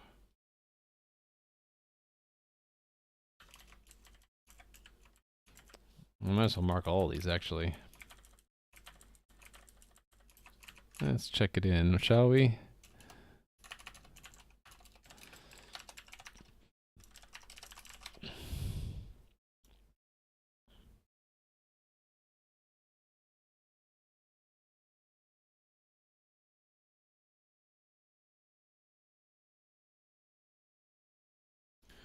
Add text binary message. Sending and receiving.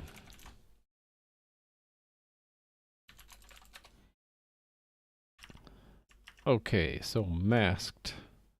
I think what we'll do is just take send text and turn the role around. When we're a client, it needs to be sent out masked. And we already had some code to do this checking, right? Of a masked message. I'm looking for it. I think it was here, yes. Send masked. So instead of checking it in one fell swoop, it has to be whatever the size of this is. 13 plus 2 is 15 plus the mask is 19. Then we'll expect this, but with the mask bits set.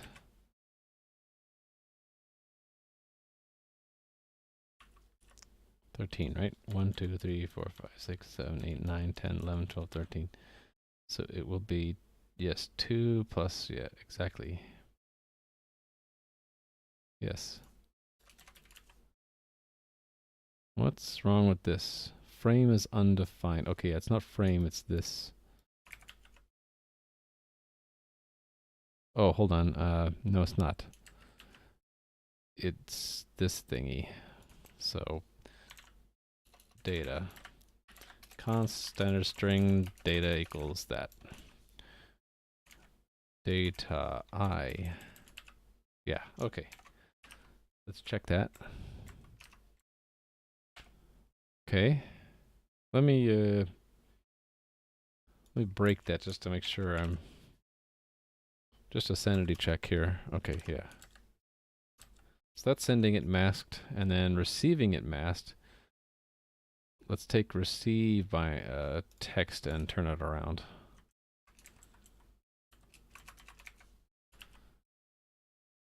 Okay, so it's server role. The frame will be set the masked bit and then this, and then we have to put in the actual mask. So let's construct a mask here. Char mask. Oh, hold on. Let me think about this.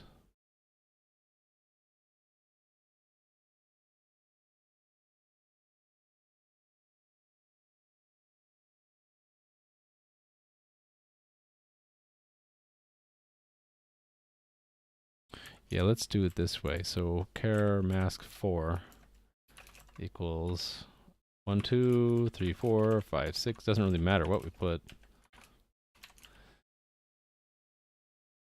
And we'll have it start off with that, and then we'll say frame plus equals standard string mask 4, and then let's construct the message here.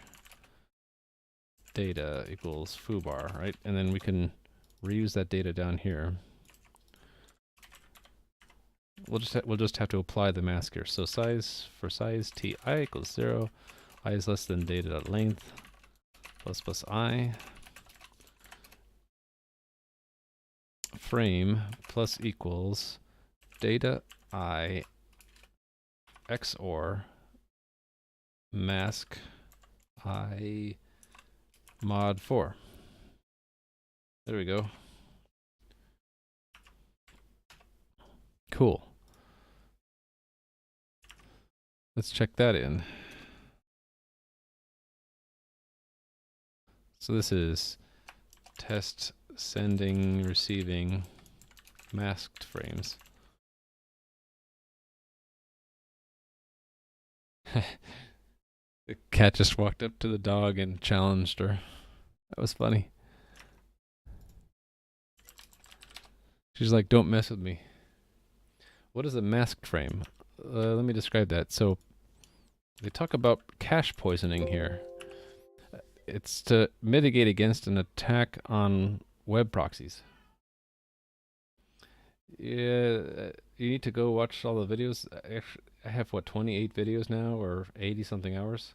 I don't recommend that. What I'd say is pick out a subject that looks interesting from the list of logs for all of the videos, and just watch snippets from that, right? So I have every single stream logged here. You can just like pick the ones that, like, if you're interested in JSON, you could look up videos 21, 22, and 23 and just skim through those. That's what I'd recommend. So yeah, I was describing mask. So they talk about that in the RFC, but what it boils down to is that you could easily poison a web cache by specially crafting WebSocket messages.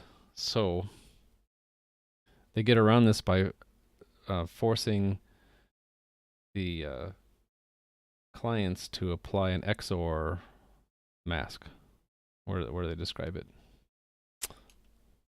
XOR. So they say that you have to take your original string and apply the XOR function to every byte of it in order to kind of obscure the text. And if you don't do that, then the server's supposed to just drop the message. So I'm not going to pretend like I understand the whole, like, why you need to do it and how it prevents cache poisoning, but suffice it to say that the standard says you have to do this masking. And the way XOR works is when you do this, the message basically looks scrambled, but when you apply the XOR again, it reverses it. So it's a fully reversible cipher or encryption, I guess you could say. It'll just make a message like hello look like 4 other random characters. But then when you apply the same mask again to it, it decodes it. That's what it is, essentially.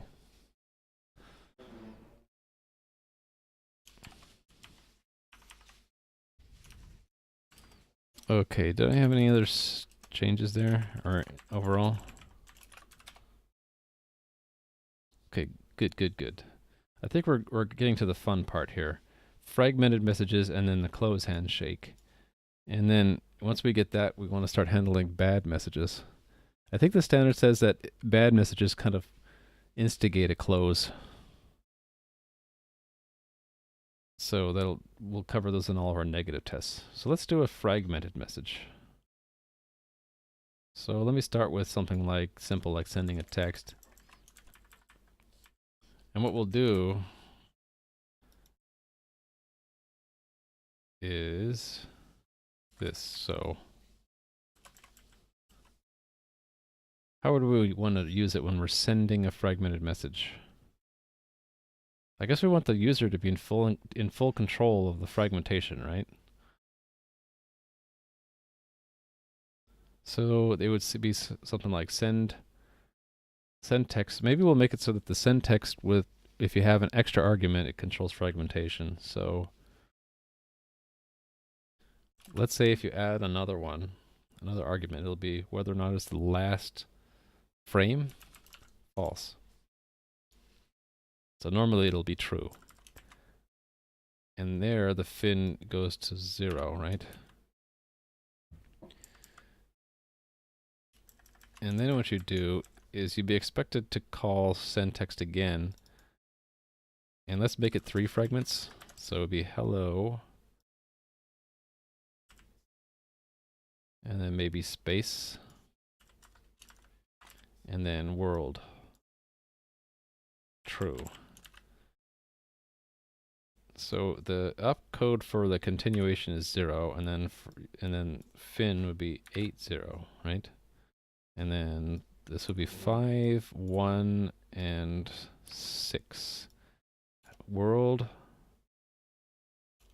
just the space there, and just a hello there. Or actually it's hello and comma, so it's 6.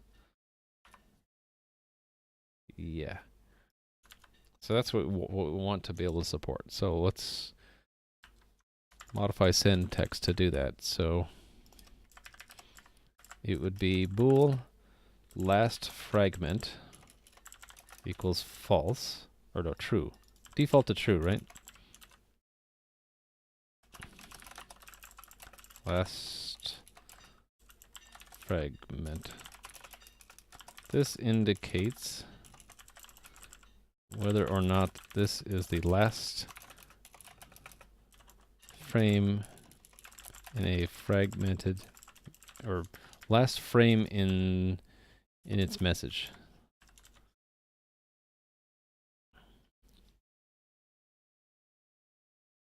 Or fragment thereof.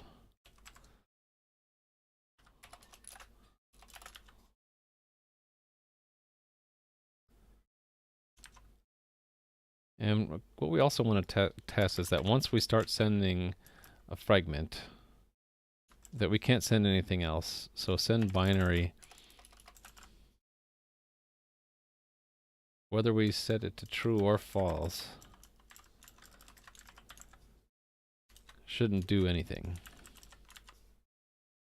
Because the standard says once you start sending one message, you have to complete it before you can send another. The exception being the control messages. So let's actually test that by putting in a send ping in the middle of those two, ws.ping. So we'll expect this. I'm gonna get rid of these don't expect brokens. We'll expect that right away, and then we'll clear it. After each of these, we'll assert true that that is empty still. So we shouldn't get any output from that. From this one we will, though. Get a ping, which is 8900, which I have to do with this because I have a null character in there. Okay, so again, nothing from the send binary. But then when we start resuming the send text, it should do a continue and then a complete, right? And let's repeat this same exercise with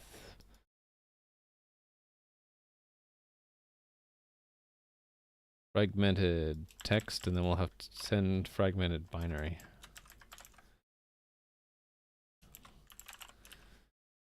So send binary, and then we'll do a send text here. And here, and then this is the binary. The only difference is that becomes a 2, I believe. Believe that's how it works. So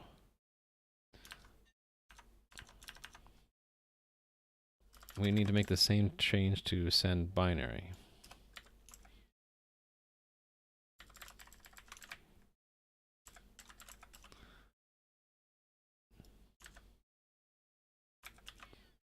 Okay.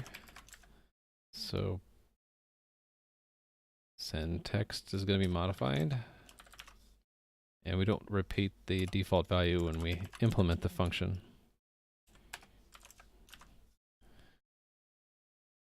Alright, so we have to be careful now. We need to have a flag to say what we're currently in the middle of sending. And we're going to ignore it if we're not sending text. So let's say if impl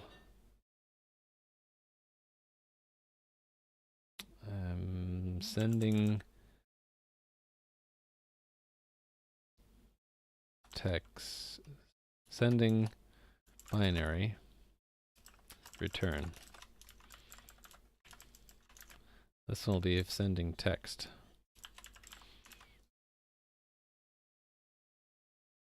So let's declare those two. Hold on. Here somewhere. How about here?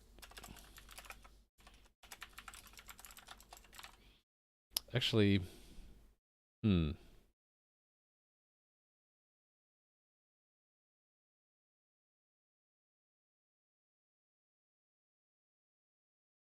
yeah, okay.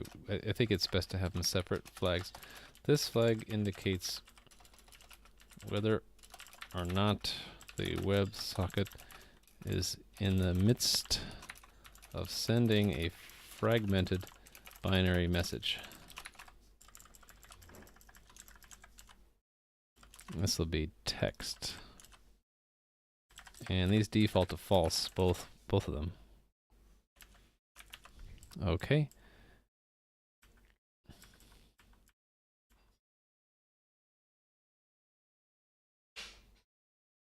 So the fin is only if it's the last, so this becomes last fragment.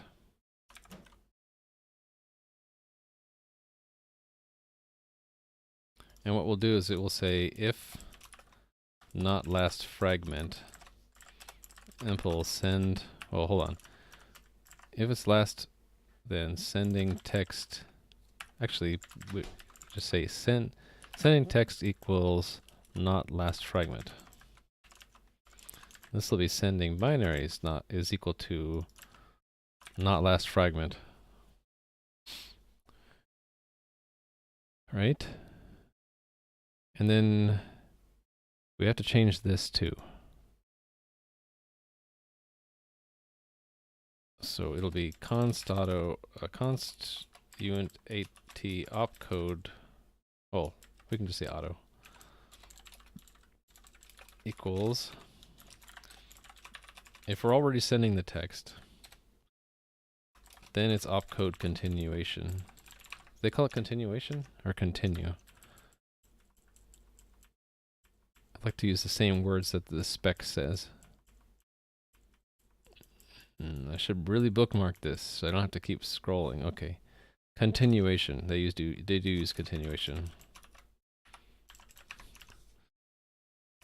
So, whoops. There we go. Same thing here. It'll be if we're already sending a binary message, it's continuation. Otherwise, it's binary. And we just need to define that opcode.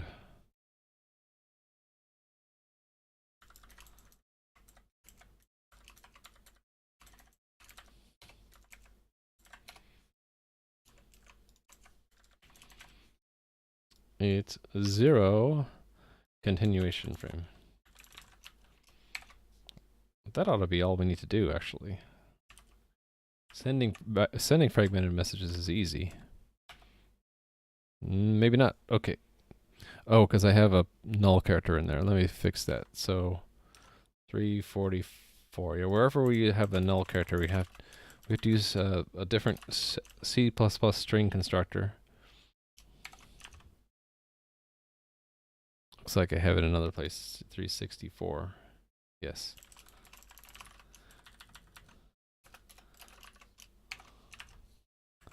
Okay, that's probably... No, that wasn't it. Okay, we got an extra space. Oh, there is an extra space there, isn't there? Because the space is in the second fragment.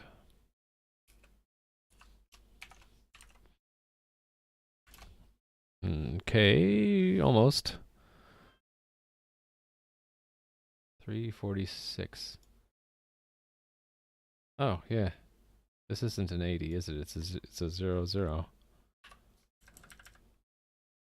Standard string. How many characters is that? 6, 7, 8. Is it in both places? Yep. Yeah. Oh, wait a minute. No, hold on. That should be an 80. It's the fin bit.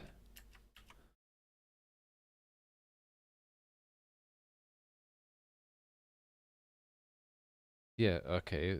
So the code is wrong. So let's see what's wrong with the code.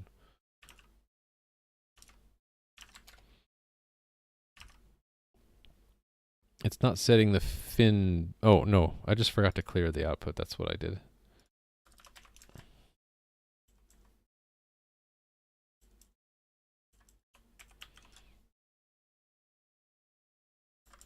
There we go.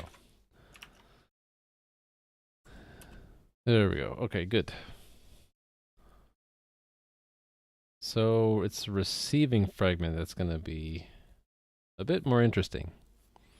Let's just turn around. Actually, we're gonna make receive fragmented text first, and we'll make a copy for binary. So we'll take the ordinary received text here, and we'll turn it into a fragmented thing.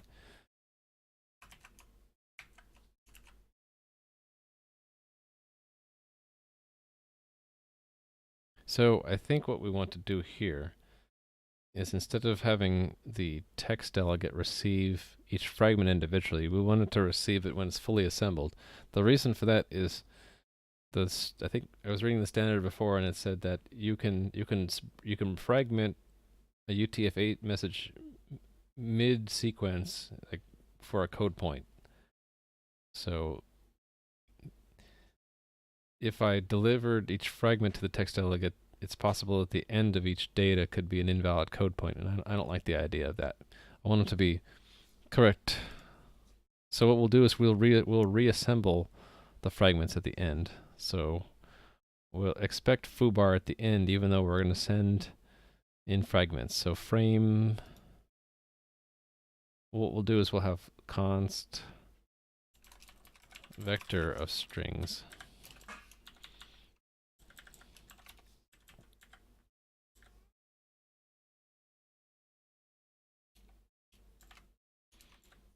So let's break this up into 3 fragments again. So that would be 0, 1, 0, 0, 80.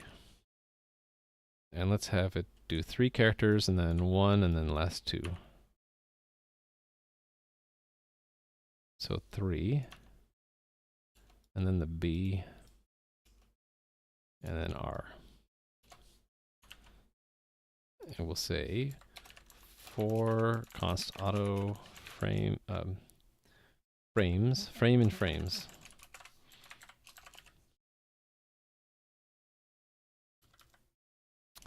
And yeah, sure, I'll leave that in there. So that's what we expect to get, but it's not going to work right away, right?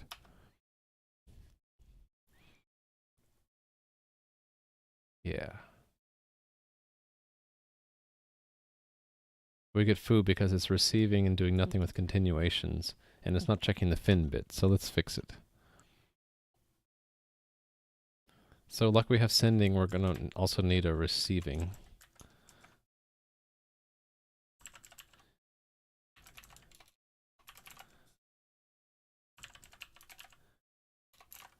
This flag indicates whether or not the WebSocket is in the midst of receiving fragmented text message. And then we have a reassembly buffer for frames.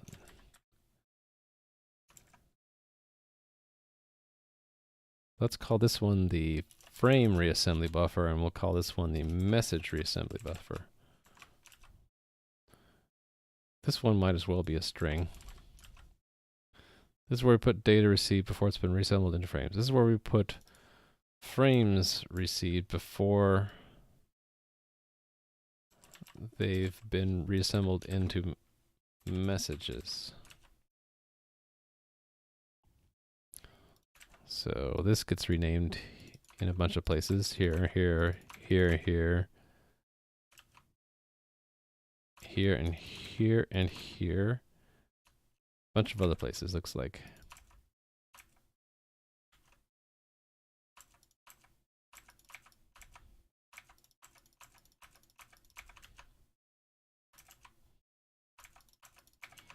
Okay.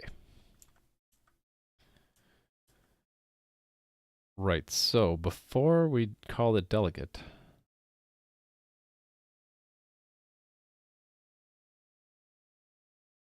we got to see if the fin bit is set, right? Let's extract it out like we were extracting the opcode. Fin equals, basically, if this and fin is not equal to 0, if fin do that,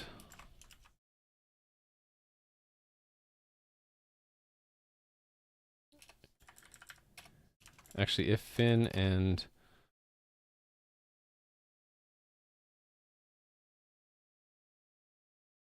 receiving text, right?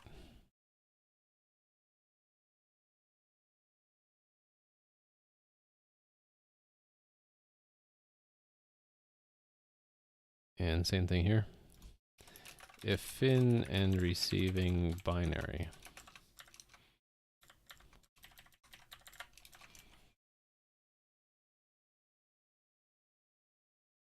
And this becomes 0 or false.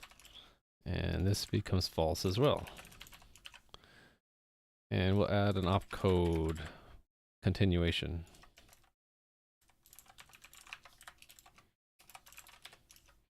We'll say if receiving text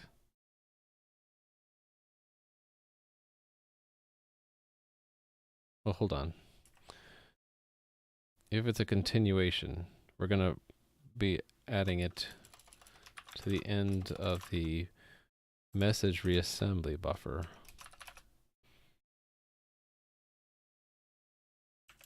Right? Aren't they both strings? So how come this doesn't let me do it?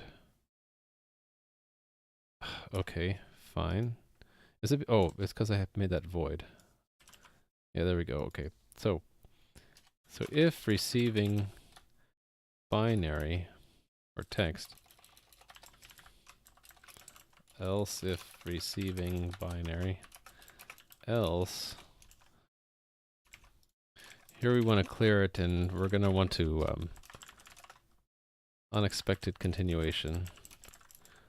I'll have to look and see what the spec says. I think here we have to close the WebSocket because it's a protocol violation.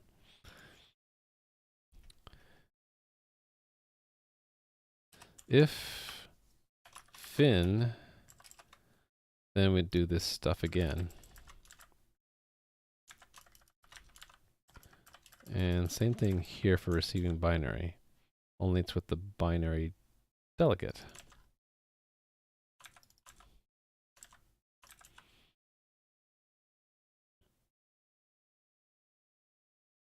I think that's right. Only here, if fin is not set,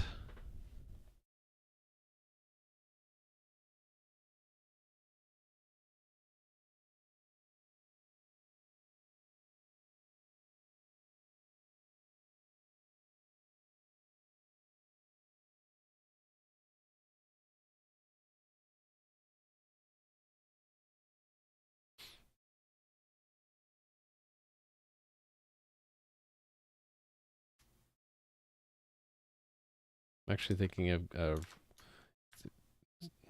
instead of having these receiving text, maybe we have receiving type and then we use an enum.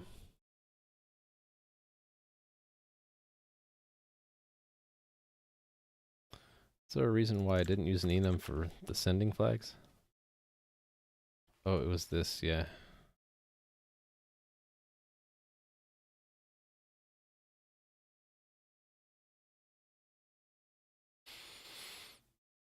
Okay. Well, yeah.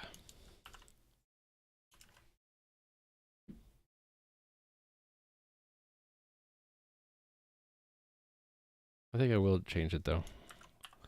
So let's make an enumerator type. So this is used to track what kind of message is being sent or received in fragments. Enum class fragmented message type none text binary. Now this means we're not sending, receiving any message. This means we're sending, receiving a text message. Binary. Okay, so we're replacing this flag. Sending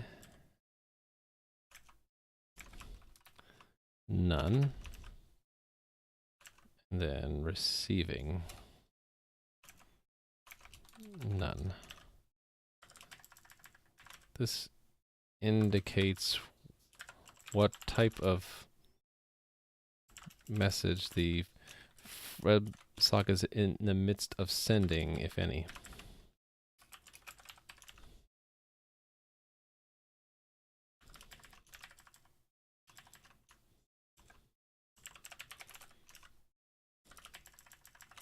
Okay, so a lot of places where I use these flags, right?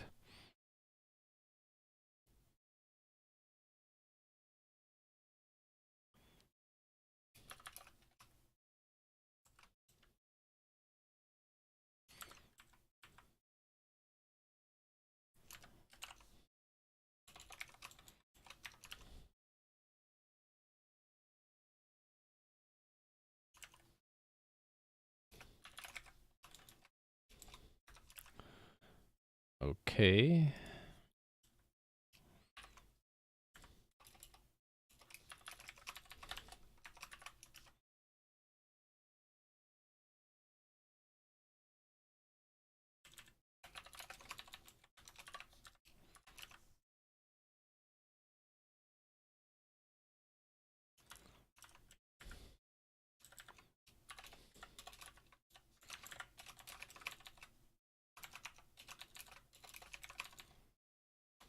like that. And this is almost the same, only it's binary. And then up here, what are we going to say? If receiving is not, if receiving equals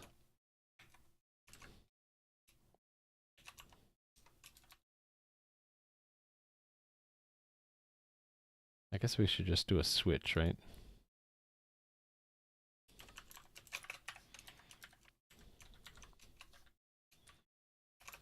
Case text.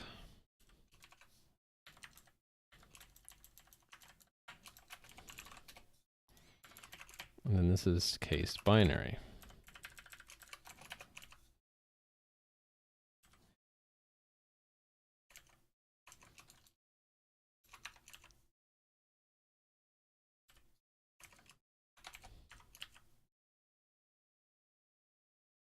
Oh, hold on, this isn't quite right.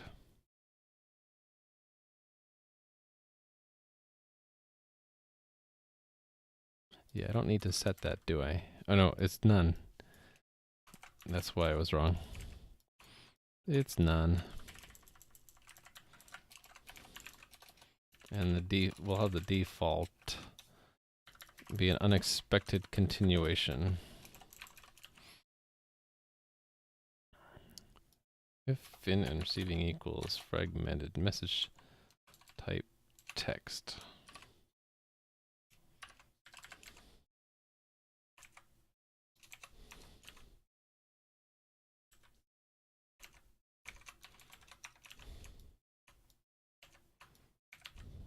Okay, so if it's a continuation opcode, then it's either, and then we're putting it at the end of the buffer, and if it's the last one, we call it delegate. Actually, we can move this out, right?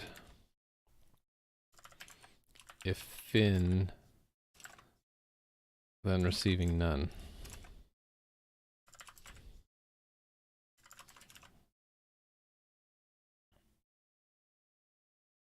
If it's text,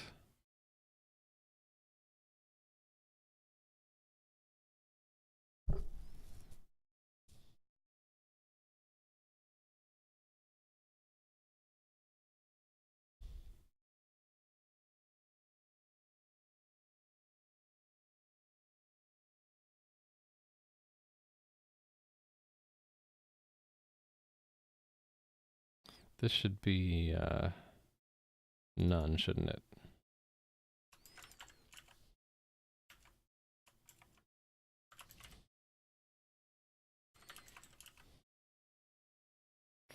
Else it's a protocol violation.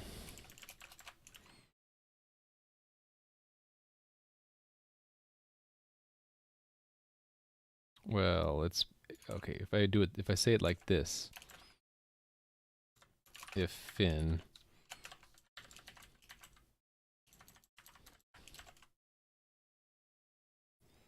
then it becomes a protocol violation. Else this.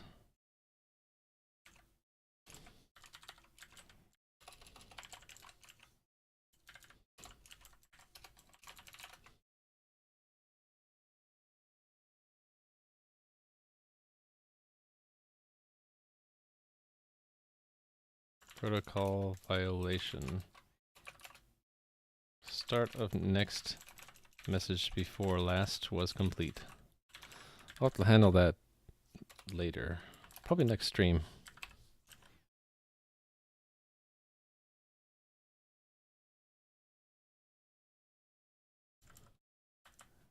Okay, same kind of thing for this guy. If fin. Then do that.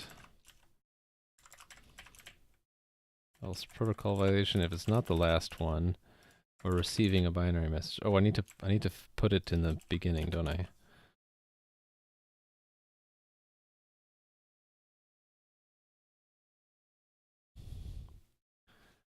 For receiving it and message reassembly buffer equals data.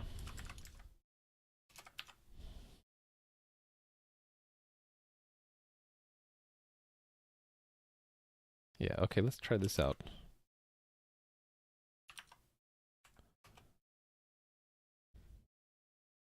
Okay. Oh, it says data. It should be message reassembly buffer.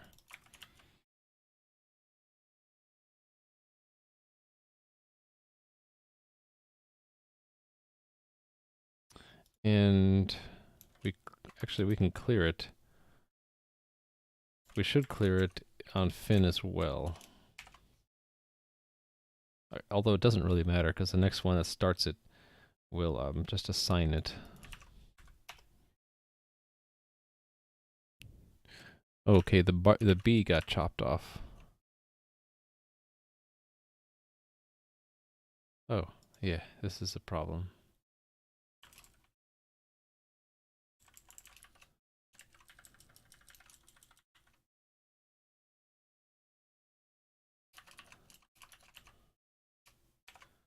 That's probably why.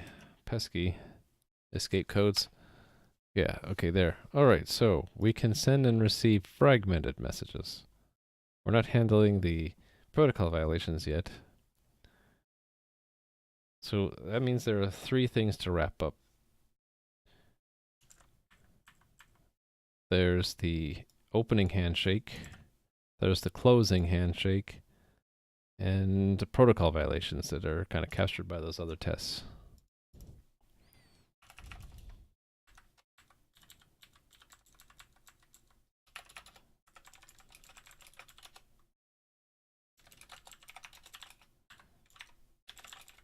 Just checking in my code right now. So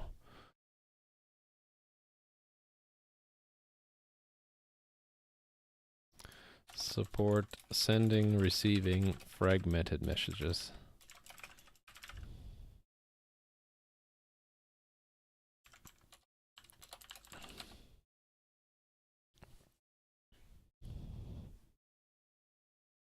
So let's do the close handshake.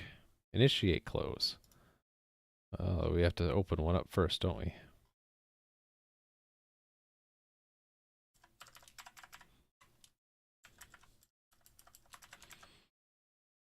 So that would be where we initiate a close. So ws.close. And if I remember correctly, close has got 2 arguments.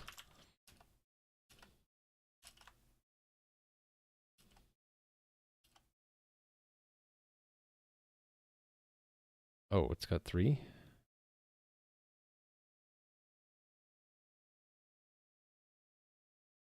Right, if there's a byte, the first 2 bytes is a status code, and then a reason.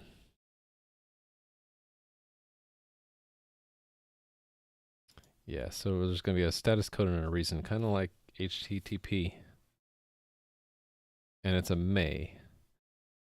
And there's like a special code if there is none, right?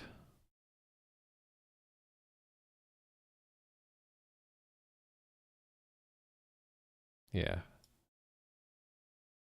There's an implicit 1005 status code if no status code is actually present. And there's another one reserved 1006. It's if the connection was closed out normally, so we didn't actually have a frame at all. Those are the only ones that are reserved, right? 1005 and 1006. Oh, 1004 is also reserved? What's 1004? Specific meaning might be defined in the future. Okay.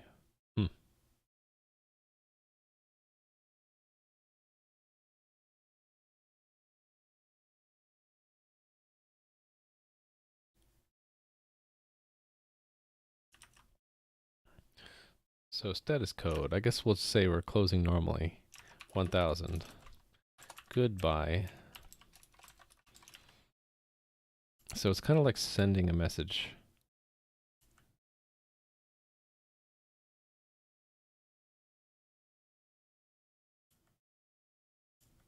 Actually, send ping would be a good example.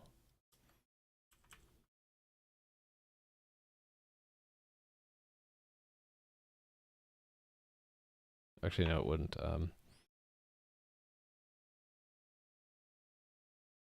No, no, yeah. Never mind. It would. So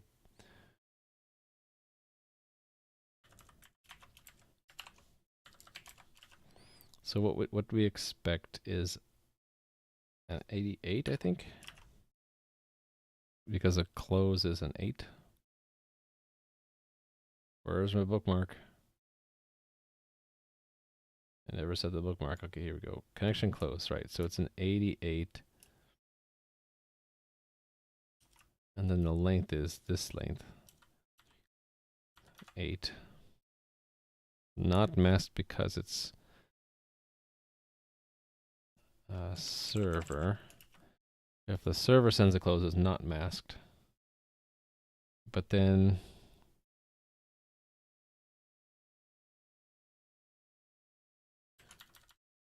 it will have, the status code is 1000. Let me run like my trusty calculator. What is 1000 in hex? Decimal 1000? It's 3E8. 3E8.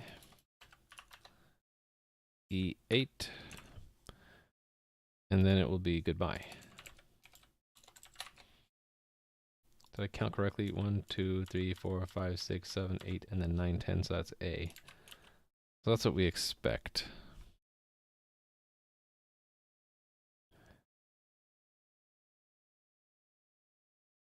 Yeah, so what we'll do is we'll assert false. It's not closed yet, but it'll be closed as soon as we send it back a close.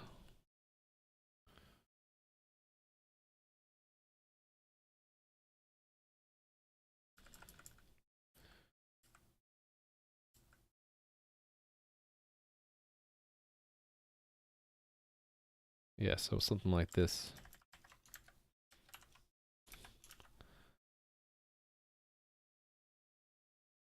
$88. Let's just have it send nothing.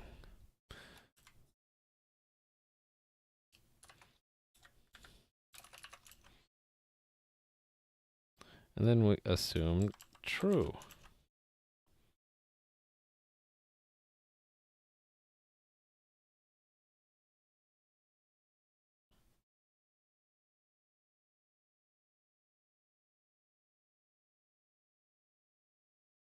Actually, let's do this in 2 tests. So first one will be initiate close, no status returned.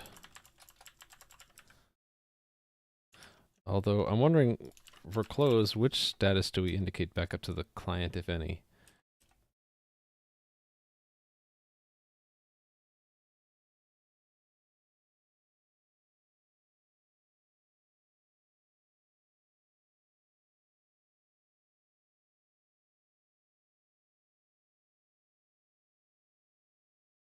Must send a close in response. Okay, when sending a close, the input typically echoes the status it received. Typically.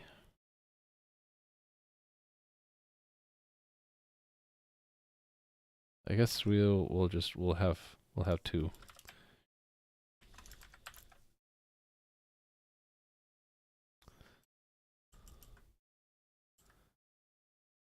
So one is no status, and the other one is a status, which will be 5 characters, and then where'd my calculator go? I closed it already. What's 1000 and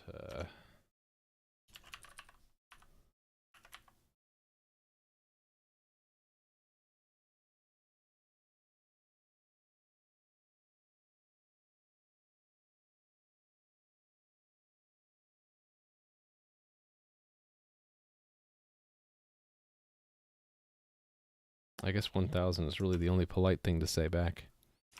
So we already have that, right? 3E8.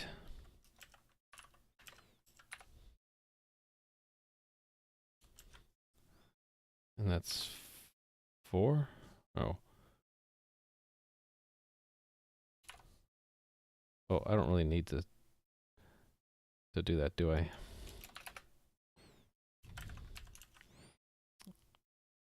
yeah, I wanted to say like by there. Right, I wanted to set a closed delegate.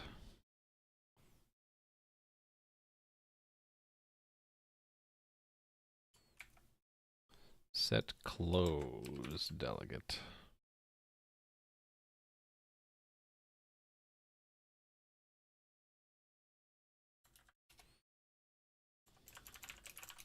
Status code and reason phrase. Or do they call it a reason phrase? It's just reason. Reason. Okay. Code and reason.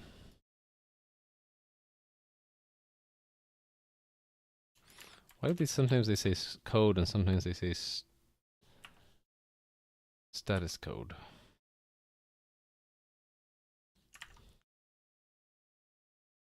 We'll just say code. So code reason.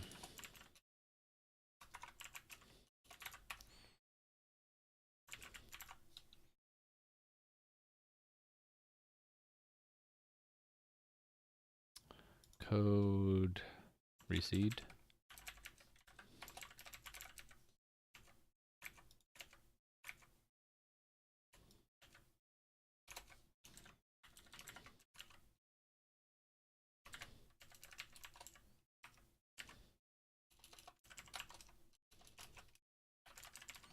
And reason reseed.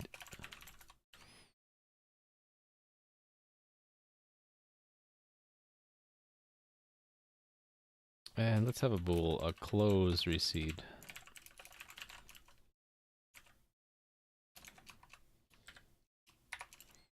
Just so you see that it was called at all. So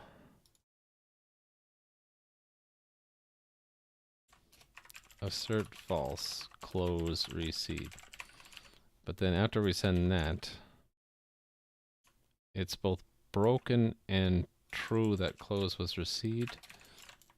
I expect 1000 for code reseed and expect by for, oh no, that's for this one. I'll move it in a sec. Reason reseed. Yeah, so let's move that, and the only difference is the frame that I want is that frame there.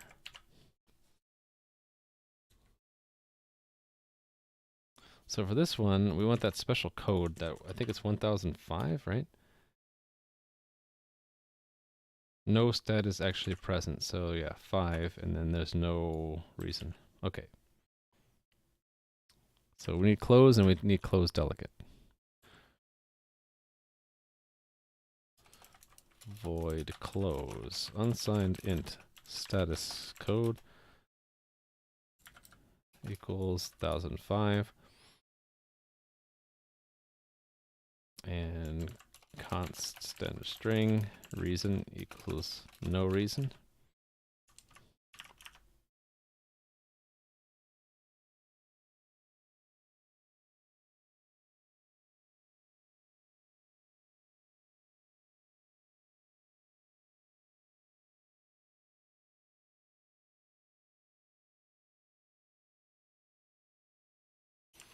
Okay, so this method initiates a closing of the WebSocket, sending a close frame with the given status code and reason.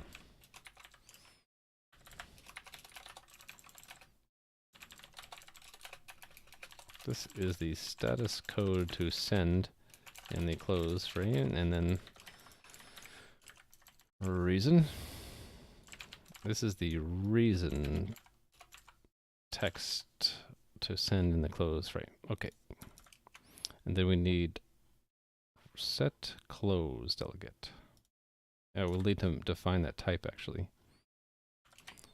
This is the type of function used to notify the user that the WebSocket has been closed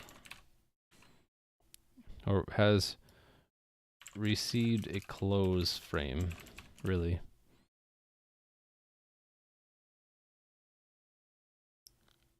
Received a close frame or has been closed due to an error.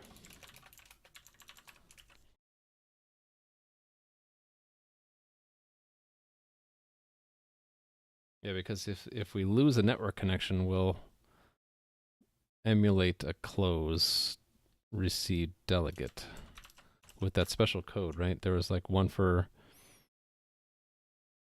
abnormal closed, 1006. Okay, multi-line.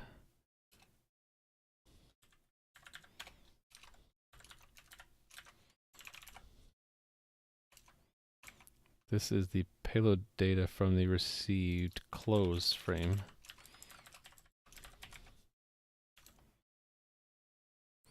Am I calling it status code? I am. I think I should just call it code.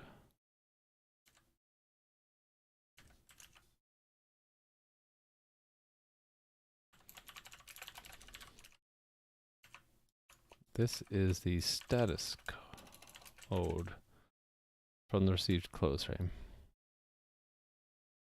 Okay. Let's put it first, actually. Void set close delegate. Close delegate.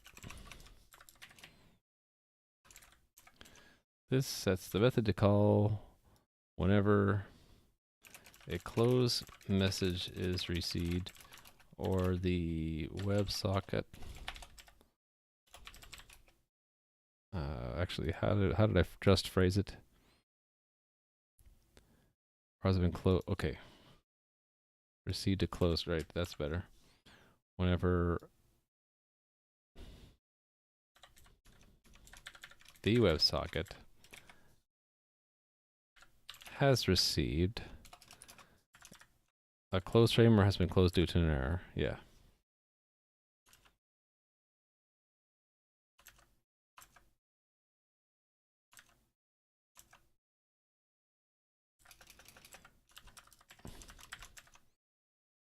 Send binary close delegate.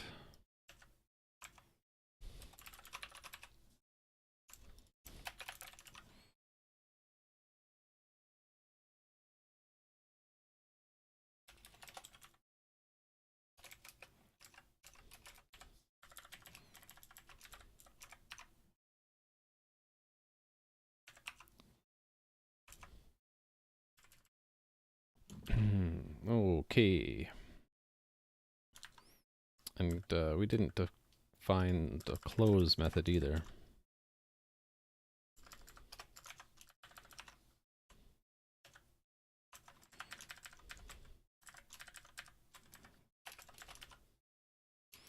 All right. This should not work. Oh, too big for character? Eh? Oh, it's one of these things.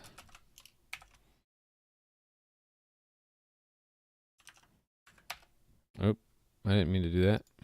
Didn't. It's a no up anyway. Okay. Yeah, it's not going to work. Yeah, so we didn't receive anything. Yeah, okay. So let's implement the close. And here we're going to need to, actually, in our test we should probably include, it should ignore any other sendings. So if we clear this, and then we try to send something, ws.send text or something. Yo, dog, I heard you like, that should not actually send something. So assert true, this is empty still.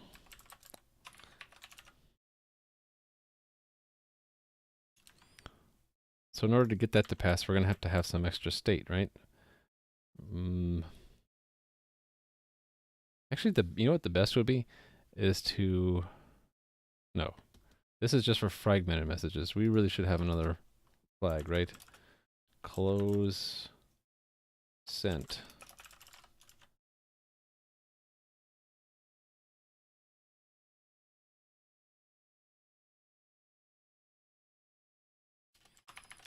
This flag indicates whether or not the WebSocket has sent a close frame and is waiting for one to be received back before closing the WebSocket.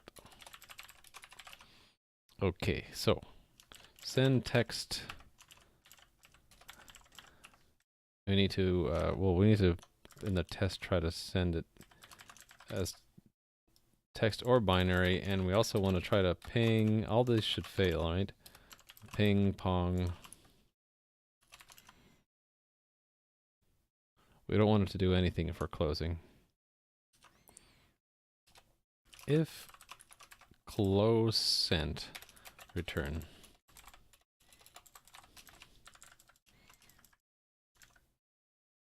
All of these things should have the same kind of check.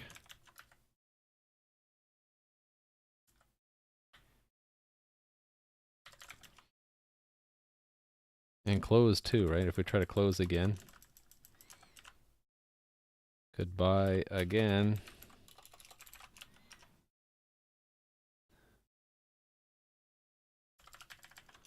Where's close? Here it is.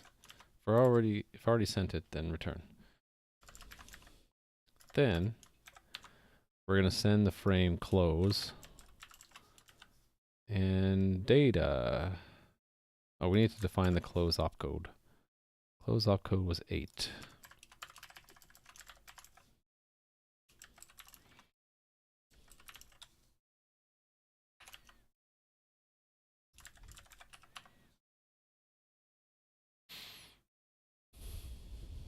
Right, so standard string data.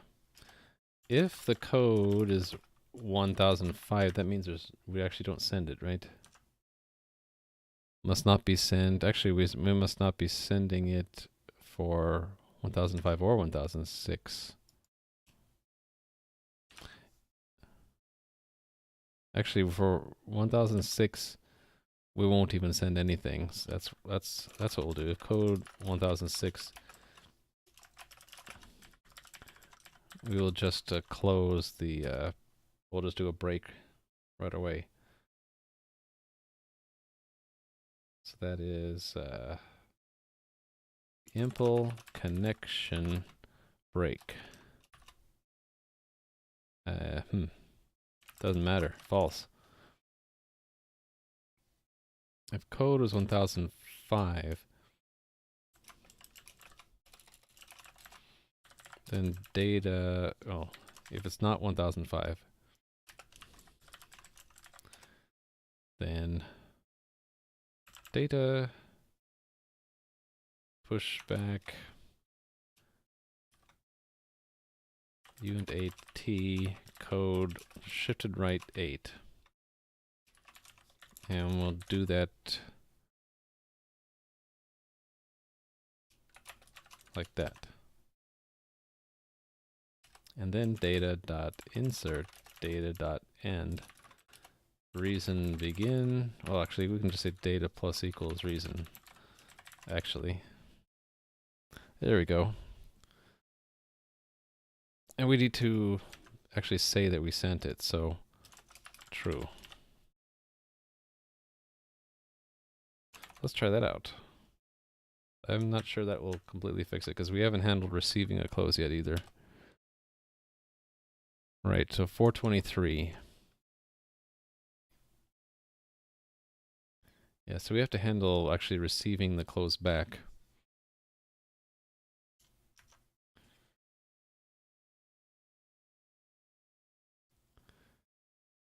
So here we go.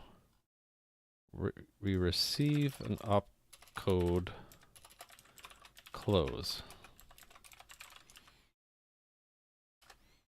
if close delegate is not null, close delegate. And okay, we need to recover the status code. So unsigned int code is default to 1005 and reason, right? If I think we'll do is if data.length is greater than or equal to 2, then code equals unsigned int data 0 that shifted left 8 plus unsigned int data 1. Reason equals data.substring 2. Code reason.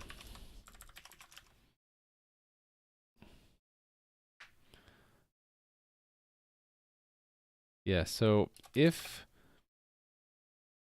close sent,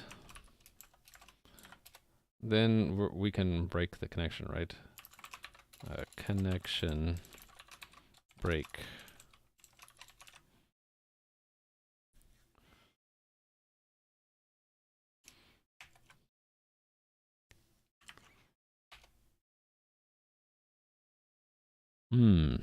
Not quite working. 423. Maybe I got that wrong there. Let's go into that and see.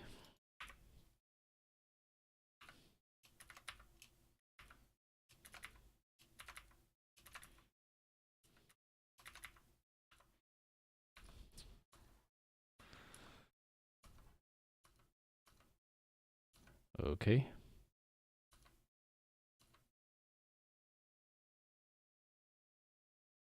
Oh, I need to apply a mask to it, don't I? How's it going, Nar? Nar 003. Doing WebSockets tonight. Handling the close handshake right now. So let's see. Yeah, I needed to actually, this needs to provide a mask, doesn't it? Actually, good question. Do you need to have a mask even if the message is empty? What does the spec say? C++, yeah. Writing stuff in C++ from scratch. Doing a library that implements this standard here called WebSockets. Okay. Actually, good question. Do I have to have a mask if there's no payload? A masked frame must have it, yeah. Coding since depends. C++ probably around 1995. Coding in general, roughly 1982.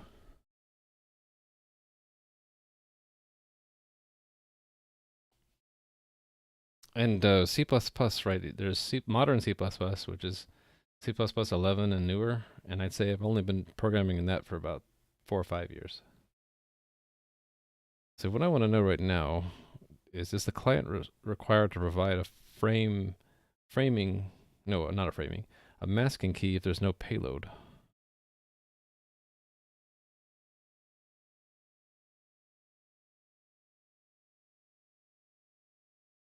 Yeah, I'm an old man.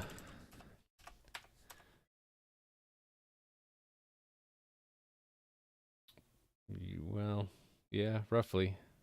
Been programming for a really long time.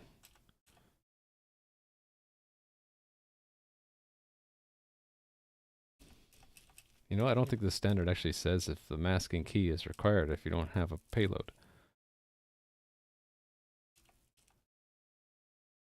It says close frames must be masked, but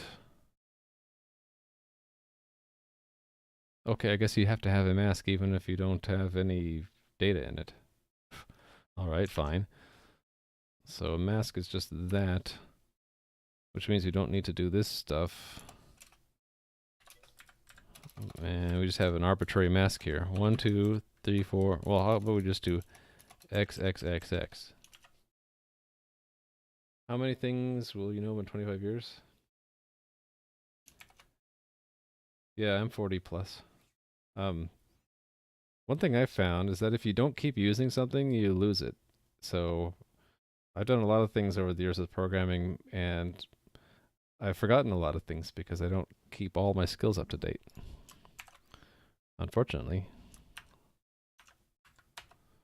Okay, we got one of our closes to work, but the one where we're returning status, oh, that's because I didn't put a mask in there. Okay, that needs to be masked.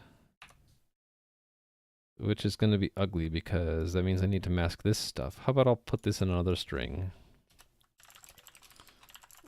Unmasked payload equals that.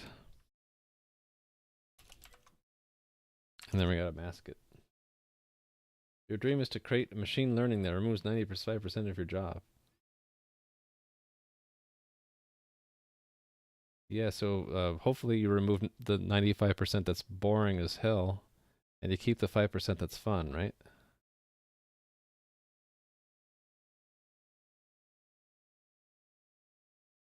I mean, we'll still keep busy. We'll just be doing more fun stuff, right? That's the goal. Okay, that needs to not be constant. Here I need to apply a mask. So let's make a mask. I did that before, didn't I? Mask 4? Yeah, here we go. Mask, and then frame plus mask, and then unmasked payload length. There we go. Boom. Actually, I think the size needs to be 4 more, right? So 9.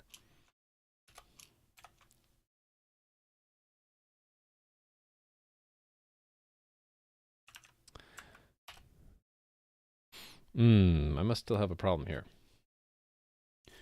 Let me see. Frame is these 2 bytes. Then we add the mask. Then we add the unmasked payload with the mask applied to it. Okay. That's 5 characters. 6, 7, 8, 9, 10, 11.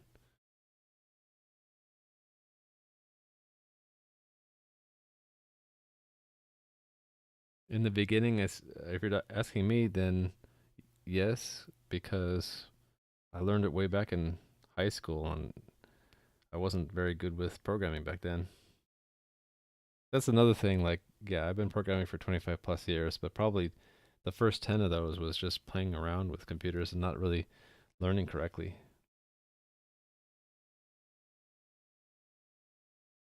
Machine learning, I hope you're learning Python because Python seems to be the language everyone's doing machine learning in.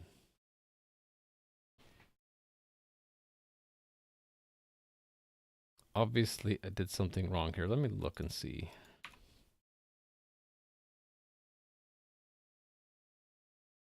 Okay, it is 11 characters. Oh, let's step into that and see what's going on. Really could use that not my code thing that Microsoft is working on. Okay, reassemble. Okay, it's still not right. Oh, the length doesn't include the mask, right? So that's still 5. Let me make sure about that.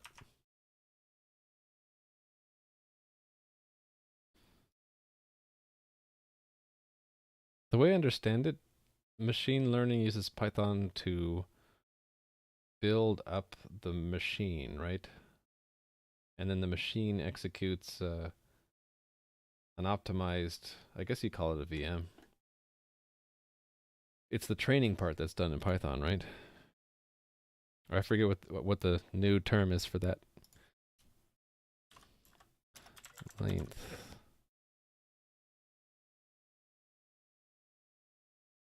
The training. There's some new terms in machine learning. It used to be called artificial intelligence, but then at some point someone said, "Oh, it doesn't sound cool enough. Let's call it machine learning." And wasn't it also called neural net programming? It's all the same thing.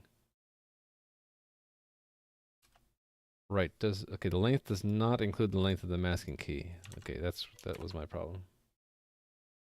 Do I know Ruby? I actually don't know Ruby. But now you're making me think I should learn it because I've been asked that before.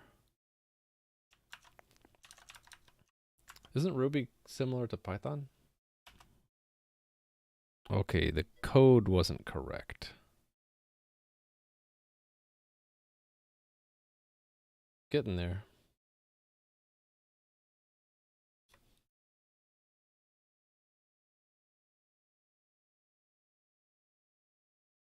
I should make like a little breakdown of how much I know or how much I use for different languages.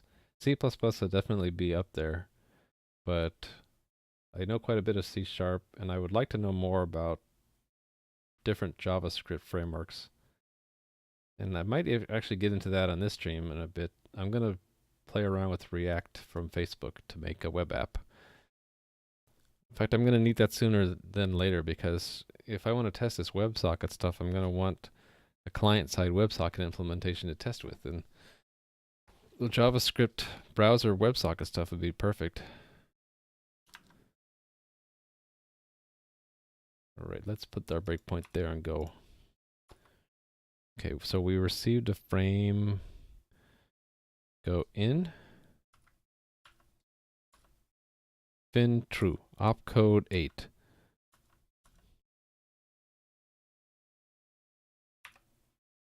Data is 2 codes and then by. So opcode. Okay, data length is right into code. So this didn't get parsed correctly. Oh, probably because it's negative? Yeah. I think that's being sign extended. 2E8, and what's the original bytes? 3E8? Oh, interesting. That should have shifted that left 8. It should have been 3E8, not 2E8. I think it's because this got sign extended.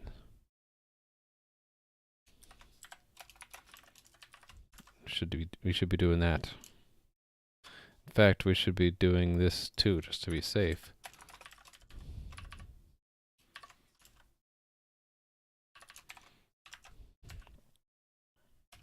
There we go.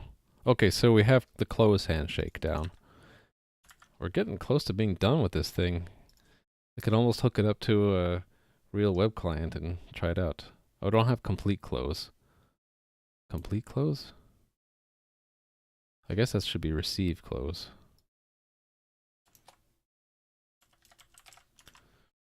Yeah, and we're just going to turn this thing around, so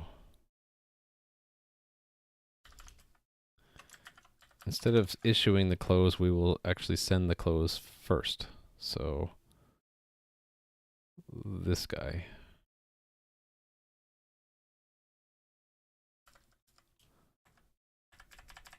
Send that first.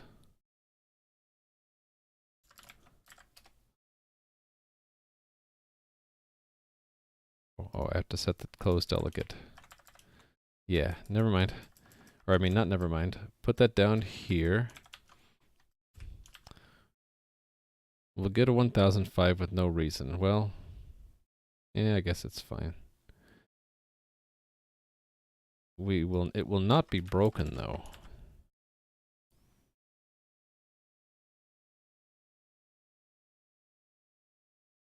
We should still be able to send stuff. So let's do a send of a ping and assert that we see it come out. So that would be, what was ping again? 8900, and then since that's a 00, we gotta protect it. And then we'll clear that, right?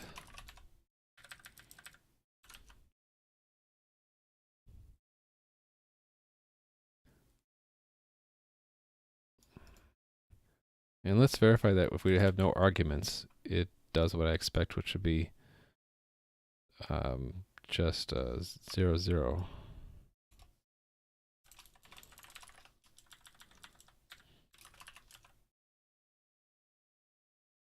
Oh, that's supposed to be 8. No, ping was 9, close is 8. And then this will be true. Yes. 491, close receipt. Oh.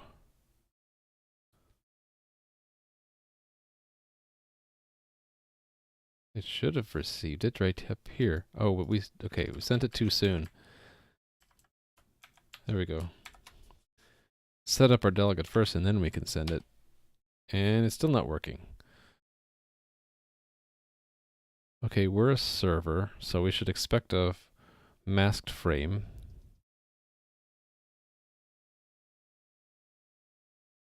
Why didn't that work? Let's see.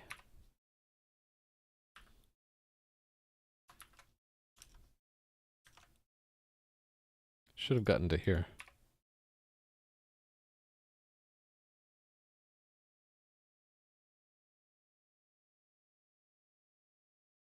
Yeah, okay.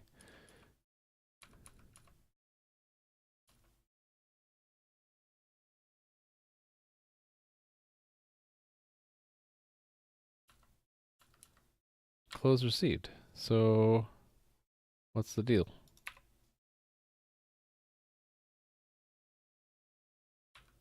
Oh, I did get past that point. So what's happening?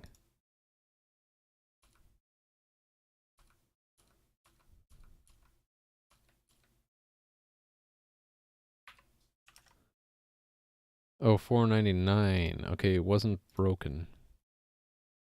It should have though, because when that's sent, it should break the connection. I thought I put that line in there. Let's see, what's going on? Close sent.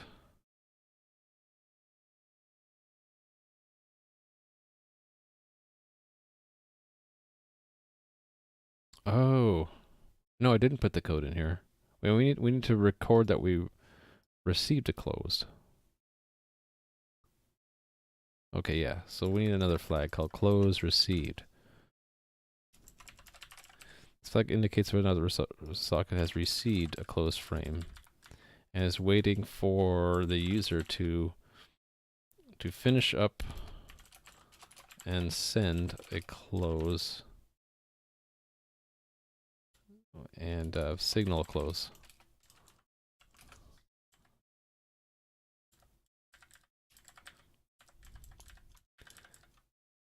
In order to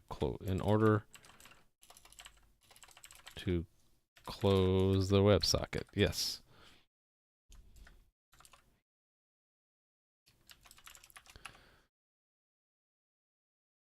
So yeah, after we do this, 1006 we break immediately. But after we send the frame, yes, then we will if close recede, then we'll break the connection, but we want to do it cleanly, as in the stuff we sent, we want it to be sent completely. And of course we'll have to set that.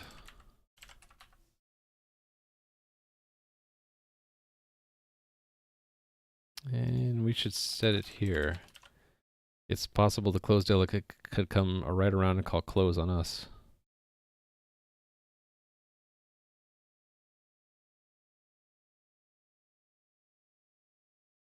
It'll call break again though.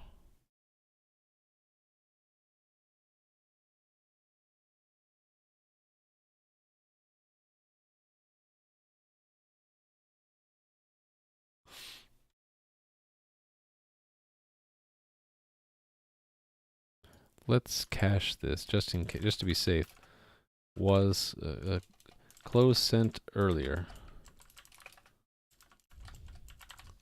That can be auto. So if close sent earlier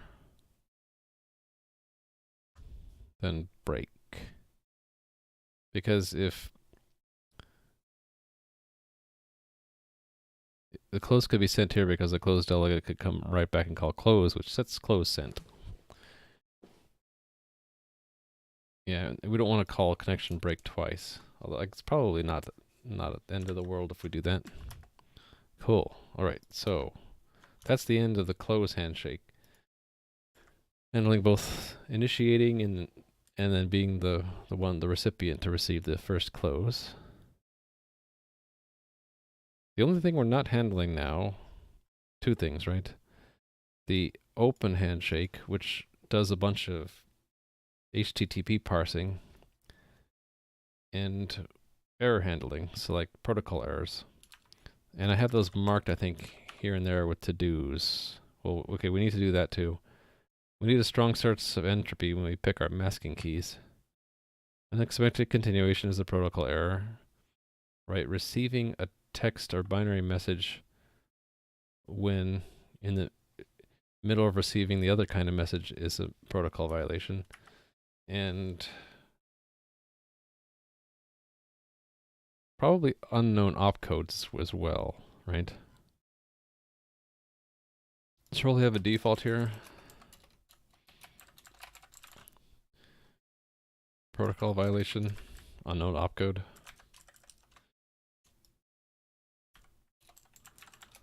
I believe also if any of the reserve bits are set, it's a protocol violation if you have not negotiated a sub-protocol.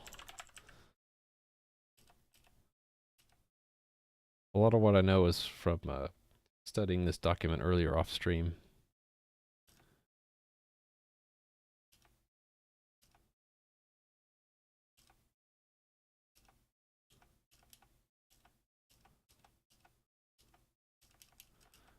Where do they say it?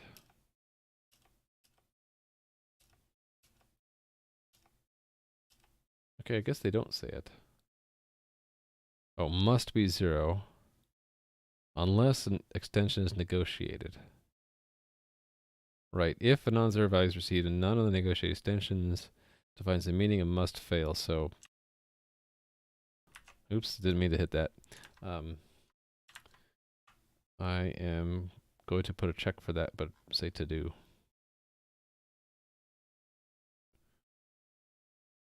Where does that sit?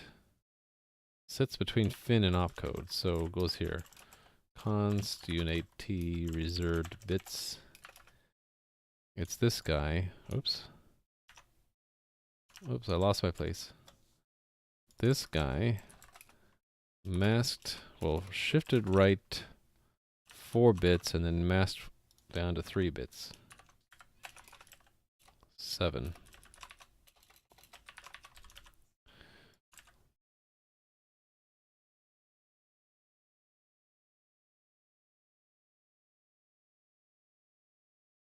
Yes, so if reserved bits not equals to 0, right now it's a protocol violation.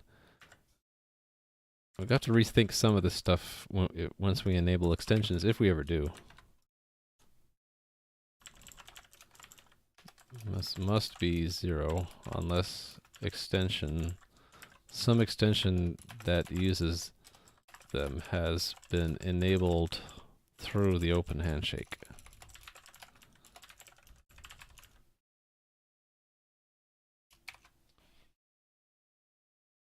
So I don't have tests for that yet.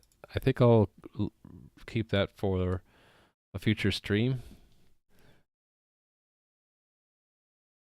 I'll probably just wrap up since it's getting late for me. If you're just coming in now, then I'll apologize, but I'm reaching the end of my stream. I've been working on WebSockets this evening. So let me recap that and wrap up the stream. Let me check this in though first.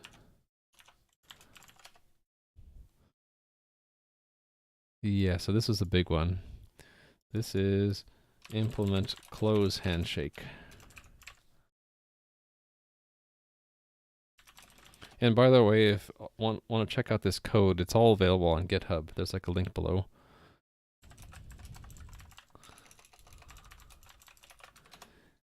there's a bunch of repositories, and I have this tool called Mugget that manages them. The repo link below is the top level one, and then all the internal repos that are like subdirectories are listed in this main.xml, and the Mugget tool can be used to manage them all. I think I have a link to what that tool is below as well. But you can feel free to browse my GitHub area. It's just GitHub and then my username. And if you're interested in any piece like the WebSocket stuff we did today. So let's recap. Now that I've made sure everything is checked in. So we kicked off this new WebSocket library.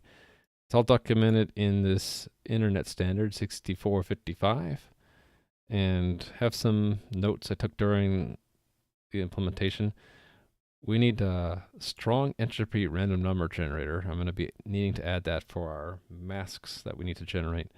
And then I need base 64 and SHA-1 in order to do the open handshake. So probably, well, I need to think about it. I might be doing this in tomorrow's stream, but I might not. It's either going to be working on closing up WebSockets or going back and handling some loose ends in the web server. Or a third possibility is starting up a web app to test WebSockets. Oh, I also need to integrate WebSockets into the server as well. So that's 4 different things that we might be doing next stream. So if anything of that sounds interesting, or if you're interested in this stream, I'll be back tomorrow at noon Pacific for another 3 or 4 hours. So thanks for watching, and let's see if there's anyone else online. Usually this late, I don't know of anyone else online. Yeah, no one's up right now. So probably just leave you guys to browse, and have a good morning and a good evening, and I'll see you next time. Adios, amigos.